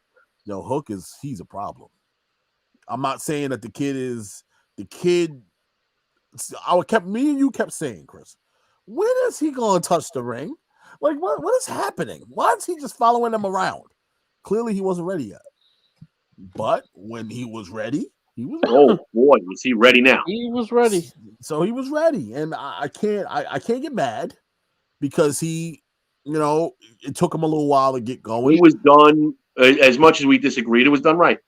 Yeah, it was. It was done the correct way, and it was done on Rampage. That pop in Long Island really blew him up. Yeah, exactly.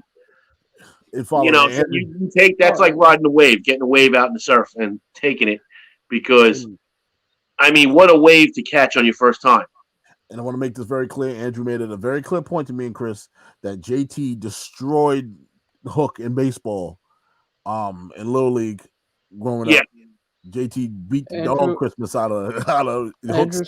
Andrew said, "Sorry, I think the love for Hook will die soon. Let him face the top talent and not jobbers." Oh, okay. All right. I'll take. That was from Andrew. Goes, sorry, the love for Hook will die soon. Let him face the top talent and not jobbers. Andrew, he's only had 2 televised match. He's killing his career based on 2 matches. He wants Hook to fake JT for real. He wants to go 1-on-1 with JT in the ring. Sandlot 3. Hook versus JT. I beat you in baseball. Now I'm gonna beat you in the ring. Kaylin can film it. Look at this. We got a whole spectacle. Killing the kid already. I'll write the script. You got the script down? A script for wrestling? Yeah. You know it's scripted, right? No, I'm joking. I gotta leave. No, we can write the whole. No, but you can help write the promos for them, and get going. Yeah, I can. See, we all onto something here, Andrew. Mike goes, people say that he's rookie of the year based off of what? Nah, I don't know about rookie. I didn't read that. Who's saying that? I wouldn't say rookie of the year. I think that's a little too. How you rookie of the year? You had 2 no matches. way. There's no way you can be rookie of the year. Drew goes, rookie of the year for 2022. Sure. You can't be protecting him. Andrew said 2 matches. I think Andrew. Give him Goldberg. Get ahead, Andrew. Get on him. Nah, he gonna at Hook. Watch on Twitter. He gonna at him. That's why my brother kicked your ass in baseball when you were 12. I watched your daddy yell at you. I'm gonna tweet him. Stop acting like you're so good. I know you sucked at T-ball. No, man, shit. Oh my God. Hook is like, what? just with the. Who are you? You ever see the Obama GIF where he's like, what's happening? So yeah, I honestly think that you throw guys in there with CM Punk who can stand toe to toe with them. It's gonna elevate him to do better and keep getting better. MJF was a perfect dance partner. It got a little boring for a little while. It did. And I kind of got tired of seeing him. And I was like, all right, CM Punk needs to become the special attraction guy. Andrew, save it for Thursday. Andrew's getting pissed off. He goes, I hate when WWE and AEW have talent face jobbers. Prove yourself against a top talent. You listen, it's a slow build, Andrew. Ooh, Andrew. Oh God, he's coming in again. Why? AEW ranking system sucks. Andrew, Andrew, do you take a girl on a date first, or do you get married the first time you meet her? You have to married at first sight. You want to watch that TLC? That's a new show for you. There you go, Galen. Married at first. Married at first sight. Andrew, come on, bro. Andrew coming out. That's why they call jobbers. You got to put him in there with jobbers first, Andrew. You can't just throw him in there against CM Punk. You can't do that to him. He wants Kurt Angle versus Taz. You can't do that to him. He wants Cena versus Angle. Like Cena versus Angle. I'm sorry. Yeah, he wants Cena versus Angle. Oh, slow down. He goes, there was a poll on a page. Mike Steinberg said this. A poll on a page. We are all in. And Hook was chosen and people said Hook. That's just silly. Yeah. That's just silly. That's just weird. People being weird. That's man. Really silly. That's people being weird. It's just bots.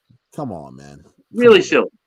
Don't stop with the foolishness. That's foolish. Maybe it was a joke, guys. I would put Dana Brooke as my wrestler of the year. Whoa! The damn would. That was a joke. Damn right. Listen, rookie of the year, it would have to be Braun Breaker. Yeah, absolutely. 100% Braun Breaker. The guy signed in February. He's getting that's legitimate rookie of the year. But damn Hook, 4-year-old, that's for 22. Look, I'm telling you right now. Dana Brooke, female wrestler of the year. Shut up. Oh, God, Rodney. Dana Brooke, female wrestler of the year. Did you not see her win the 24/7 championship? Did you not see her win the title? What? I'm not even. You can't be on this stream and say, I don't get the hype for Edge, and then go, Dana Brooke is the best women's wrestler. Listen, yes, I can. Surgery product of the year. Look. Dana Brooke deserves all the praise. You know my rule. There's no Dana Brooke slander on this show. You know the rules. I don't understand. Would you like me to break it down? I don't got another hour to break this down, okay? There's a lot of love there. There's a lot of work and potential there to be great. Yeah, that would have made – I would have understood. I would have understood that argument if she had debuted last year. But – I hate to break it to you. She's been with this company, I want to say probably 5 years. Yeah, more than that. That's not good. 6, I think. She's longer, yeah. Like 7 years. And there's people that can put in the work and work harder, like Mandy Rose is not too bad. I still don't think she's that great, but not too bad. But you got to love the new version, though. I personally think that Dana should team up with Beth Phoenix and work with her. Get out of here. Yes, I do. Beth Phoenix. That's what I said. You heard me. I don't care too much for her husband, though. But I care. I'm cool with Beth Phoenix. I have Beth Phoenix work with Dana Brooke. We can make something happen. turn her into a WWE champion. I need you to stop. Listen, I need you to stop with the Dana Brooke love. if Dana Brooke went down to NXT right now, as bad as listen, as rough as that statement is, I'd rather have Dana Brooke taking on Mandy Rose than Cora Jade. I'll give you that, Rodney. I will give you that. Might call you out, bro. You already said Oscar. What rest of the year Thursday? Yes, I did say Oscar. Yes, I did. Lying to you, Oscar, Women's Wrestler of the Year. Yes, I did. I said Oscar. Really? What? I know she's been hurt at the last couple of months of this year, but given the body of work of this year, Oscar, literally anything they gave her, she tried to make the best out of it. And she's been the most entertaining thing to watch. Any matchup she was put in. Not Britt Baker? Well, we would talk. Well, that was WWE. WWE specific? Mike, context, Mike. We split it into two. Okay. A woman from WWE, a male from WWE, a woman from WWE. Okay. Baker obviously was. Okay. Come on. So you didn't have Dana Brooke as Woman of the Year? No, but she's my heart. My disappointment right of the year. Right here. My disappointment of the year, you actually will be surprised, was Alexa Bliss. Biggest disappointment of the year. Yeah. What do you mean, of course? See, we're not doing this. I'm not doing this with you right now. We're not doing this. No. Nope. Oh, I'm walking away. I can't do it. Any woman that willingly a man of choice doesn't have rights. Songs. Rights. That man is I'd have to say Mandy Rose. That's me. Disappointment? Can I say Bianca Belair? Of the year. I said Bianca Belair. I can't give my comment because it's just that you just know who I'm going to pick. So. Listen, she flipped the whole script of herself and she really elevated it to a different level. That's believable now, and I think it's definitely working. Mike said, "Hey Chris, I even said MJF heel of the year, so I did give AEW a little love." No, nice. All right, Mike. He's forever the AEW hater. That's what it is. What it is. What's going to be? Okay? You know why it was MJF? Because he knows he's going to WWE in a few years, so that's why Mike liked. Mike's like, let me jump on board now. Let me give my boy praise now. So yeah, I could buy his T-shirts in a couple of years. Remember, Alexa Bliss is just a little bit of Lexus. Now, we're moving on to the main event of the evening. It was Orange Cassidy and the Best Friends taking on Adam Cole, Bobby Fish, and Kyle O'Reilly. And now, I can. Now, at this point, we have now know that. As I'm gonna call them, what are we calling them? All right, we call them Adam Cole and Red Dragon. That's what we go. No, Red Dragon's established. They're back because they came out together. So we can say Adam Cole and Red Dragon, right? Adam Cole and the Red Dragon. All right, cool. Because I don't want to call them like Hootie and the Blowfish. All right, Adam and the Red Dragons. There you go. I don't want to call them undisputed because Andrew might get pissed at me. So I'm trying to fall back. I'm trying to be respectful. Undeniable. Undeniable. There you go. The undeniable age. I think that's what they call it. Somebody called it that. Like, you got to understand, and I want people to understand this very clearly because there wasn't really much to talk about with this match. There's a reason why these gentlemen are here. They can do more here than what they could have done on the main roster. I want to make that very, very clear. On the main roster, you would have never got these three. Not like this. You would have never got the UE that you got in NXT in the main roster. You wouldn't have got that. So when I see the slander and people being upset that Kyle O'Reilly was coming here, like we all didn't know he was showing up on AEW. Ryder was kind of on the wall already, guys. It was telegraphed. It was more telegraphed than a damn Trent Dilfer interception. Like, and now, have you seen ever where the two came over and the actual commentary referenced beef from the other company that they had coming over? Yeah. I've never really seen that. Never seen that, really. But they did do it. They mentioned it the other night. Got to give credit where credit is due. These boys came over here, and they're making it work, man. The pop is real. The pop for Kyle at the beginning, me and Mark both said wasn't really there, but I also feel like they knew it was coming in a weird way. I wasn't really hyped for it myself. When I saw him come into the ring, I was like, "Oh shit, it's Kuka!" Hi, Cal. Hi, But Cal. the problem that I have is with the slander that all of a sudden they're getting. I'm not gonna watch. I don't like this. Everybody's kind of come over here. Not everybody has to go to AEW. I completely understand that. But these three, I feel, will shine best here. Yeah. My thing is, and I will say this. I will say this about AEW. I feel like AEW is pulling too much fucking talent right now. They really are. They are signing way too many fucking people. Every other day, literally every other day on that kid Ango's vlog, literally every other day he's talking about a fucking new AEW debut. Literally every other day, bro.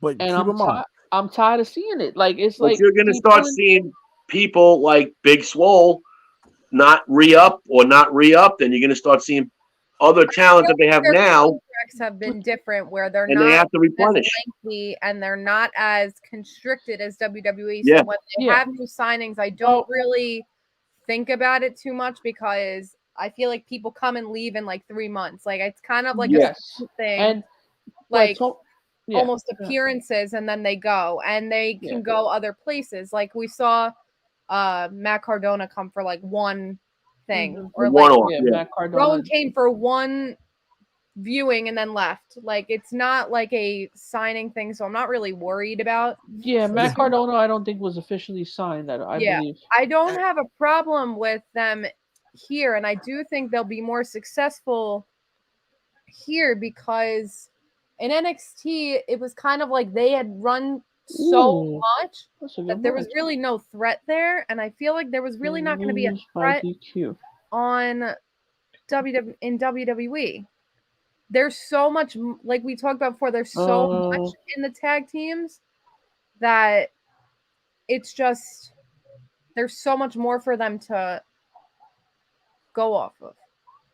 Wait, hold on, Mike. Who are you talking to? We never know. We'll never know. Stop lying to yourself. That was about them being on the main roster. Like no, we do know. We do know. Because we know what he said directly. Oh, that's gonna be about, a good match. I can't wait for that. About what was going to become of Adam Cole if he went to the main roster, a la the reason why he signed where he signed. What's this? That's a fact. That came from the man's mouth himself. Yeah. That's not a lie. That's not hyperbole. That's not rumor. That's not innuendo. That was pitched to him in negotiating. That was coming from him. He respectfully declined and went elsewhere. Oh, hold on. I'm watching Raw. I'm sorry. I'm going back and forth. If they would have signed the likes of Braun Strowman, then I would say, all right, enough's enough. But when you're signing people that fit what you're doing, you're not going to tell Adam Cole no. You're not telling Bryan Danielson no. And you're not telling Malachi Black no. You know what I'm saying? And then certainly as a tag team, Fish and O'Reilly are what, not what they need, but just enhances what they already have. And I'm telling you, you will know. So don't say you'll never know. You throw around that word never a lot, I noticed lately. Stop saying you'll never know. Because there's too many podcasts and too many books that need to be written and need to be sold. Too many people that we clearly can tell from the beginning of this show like to talk. So we will know. Yeah. Mike coming in hot. Listen, guys, I have to go take a football call. So I got to jump off. You got it. Kaylin, great seeing you. Congratulations. Thank you. Thank Come back soon, please. All right. Be good, bro. All right, Chris. Rodney. All right, man. Be good, dude. I'll talk to you. You got it, brother. Peace. Chris DeCarlos signing off from Behind the Barricade Live. I'm gonna be straight up with you here. We will know sooner or later. The man, we know what was told to the man because the man told that to us. If he didn't want us to know, he wouldn't have said it. So are we calling Adam Cole a liar? So he's a liar. That's what you're saying. So Adam Cole's a liar. Am I not? Am I telling? Wouldn't you take that as Adam Cole's a liar then? Man said they wanted to shave his head. Now, first he said that's news to me. Then he comes out and says, "No, it is what it was. It was what it was. What they pitched to me wasn't going to work for me. They wanted me to become a manager. That's not what I wanted to do.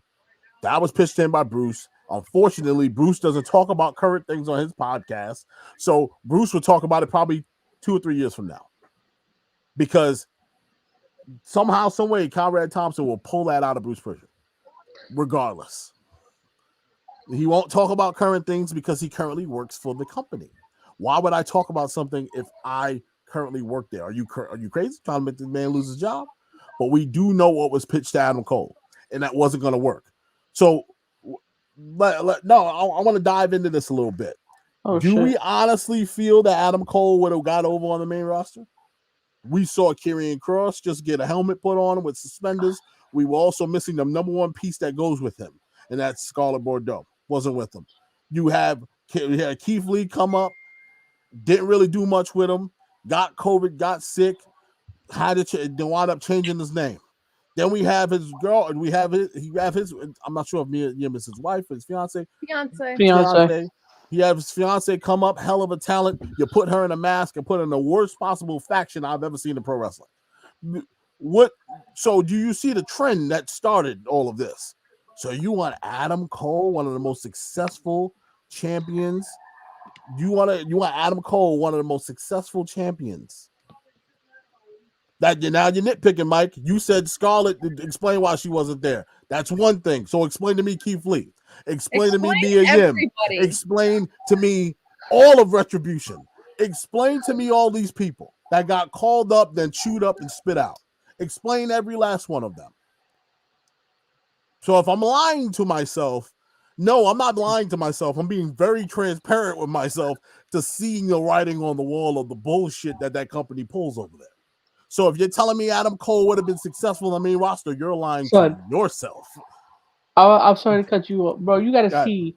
You gotta put on Raw real quick. You gotta see the faces right now that Paul is making for Brock. I'm not gonna do that because I'm not get lost. I'll get lost on the damn episode. You thought he had the gawking eyes for Roman, bro? But we can't turn around and say that people are lying to themselves because we'll never know. No, we do know. We look at the trends. The trends tell us this is the way it was. So we can't sit here and say that. You cannot sit here and say that that's lying to myself. Look at the trends. If the waves are going to the north, why you think that somebody's lying to you if they're telling you they're constantly going north for the past 3 weeks? This is how the waves are going. Every NXT superstar that has come up has turned into shit. Literal dog crap.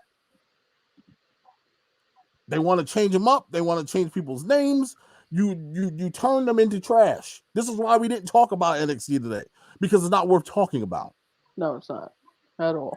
So that's the part that we called an audible at the beginning of the show, not to even touch upon that. You want to know why?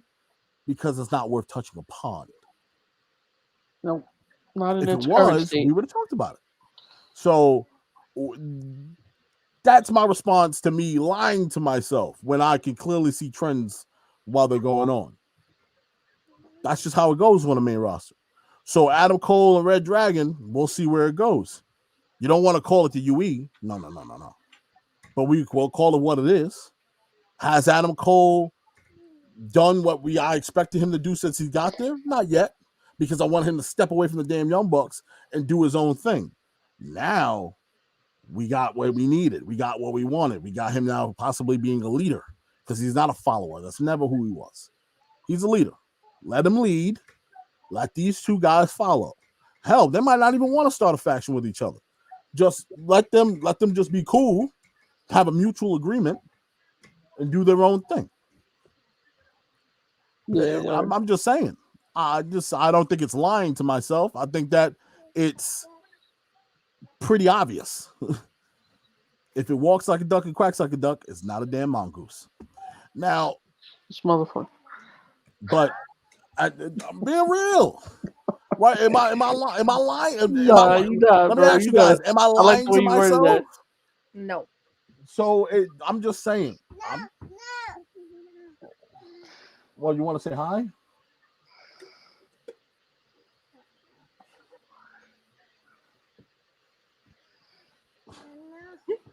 Oh, I got a child over here that's fighting with me. Can you take this out, please? Help brother out. Paul is talking his hot shit right now.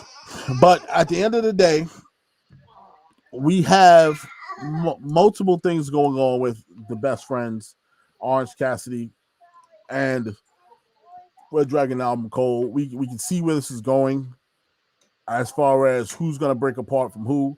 Obviously, Red Dragon will take on Trent and Chucky. It's a real simple fix. I think Orange Cassidy and Adam Cole go deeper. They go deeper.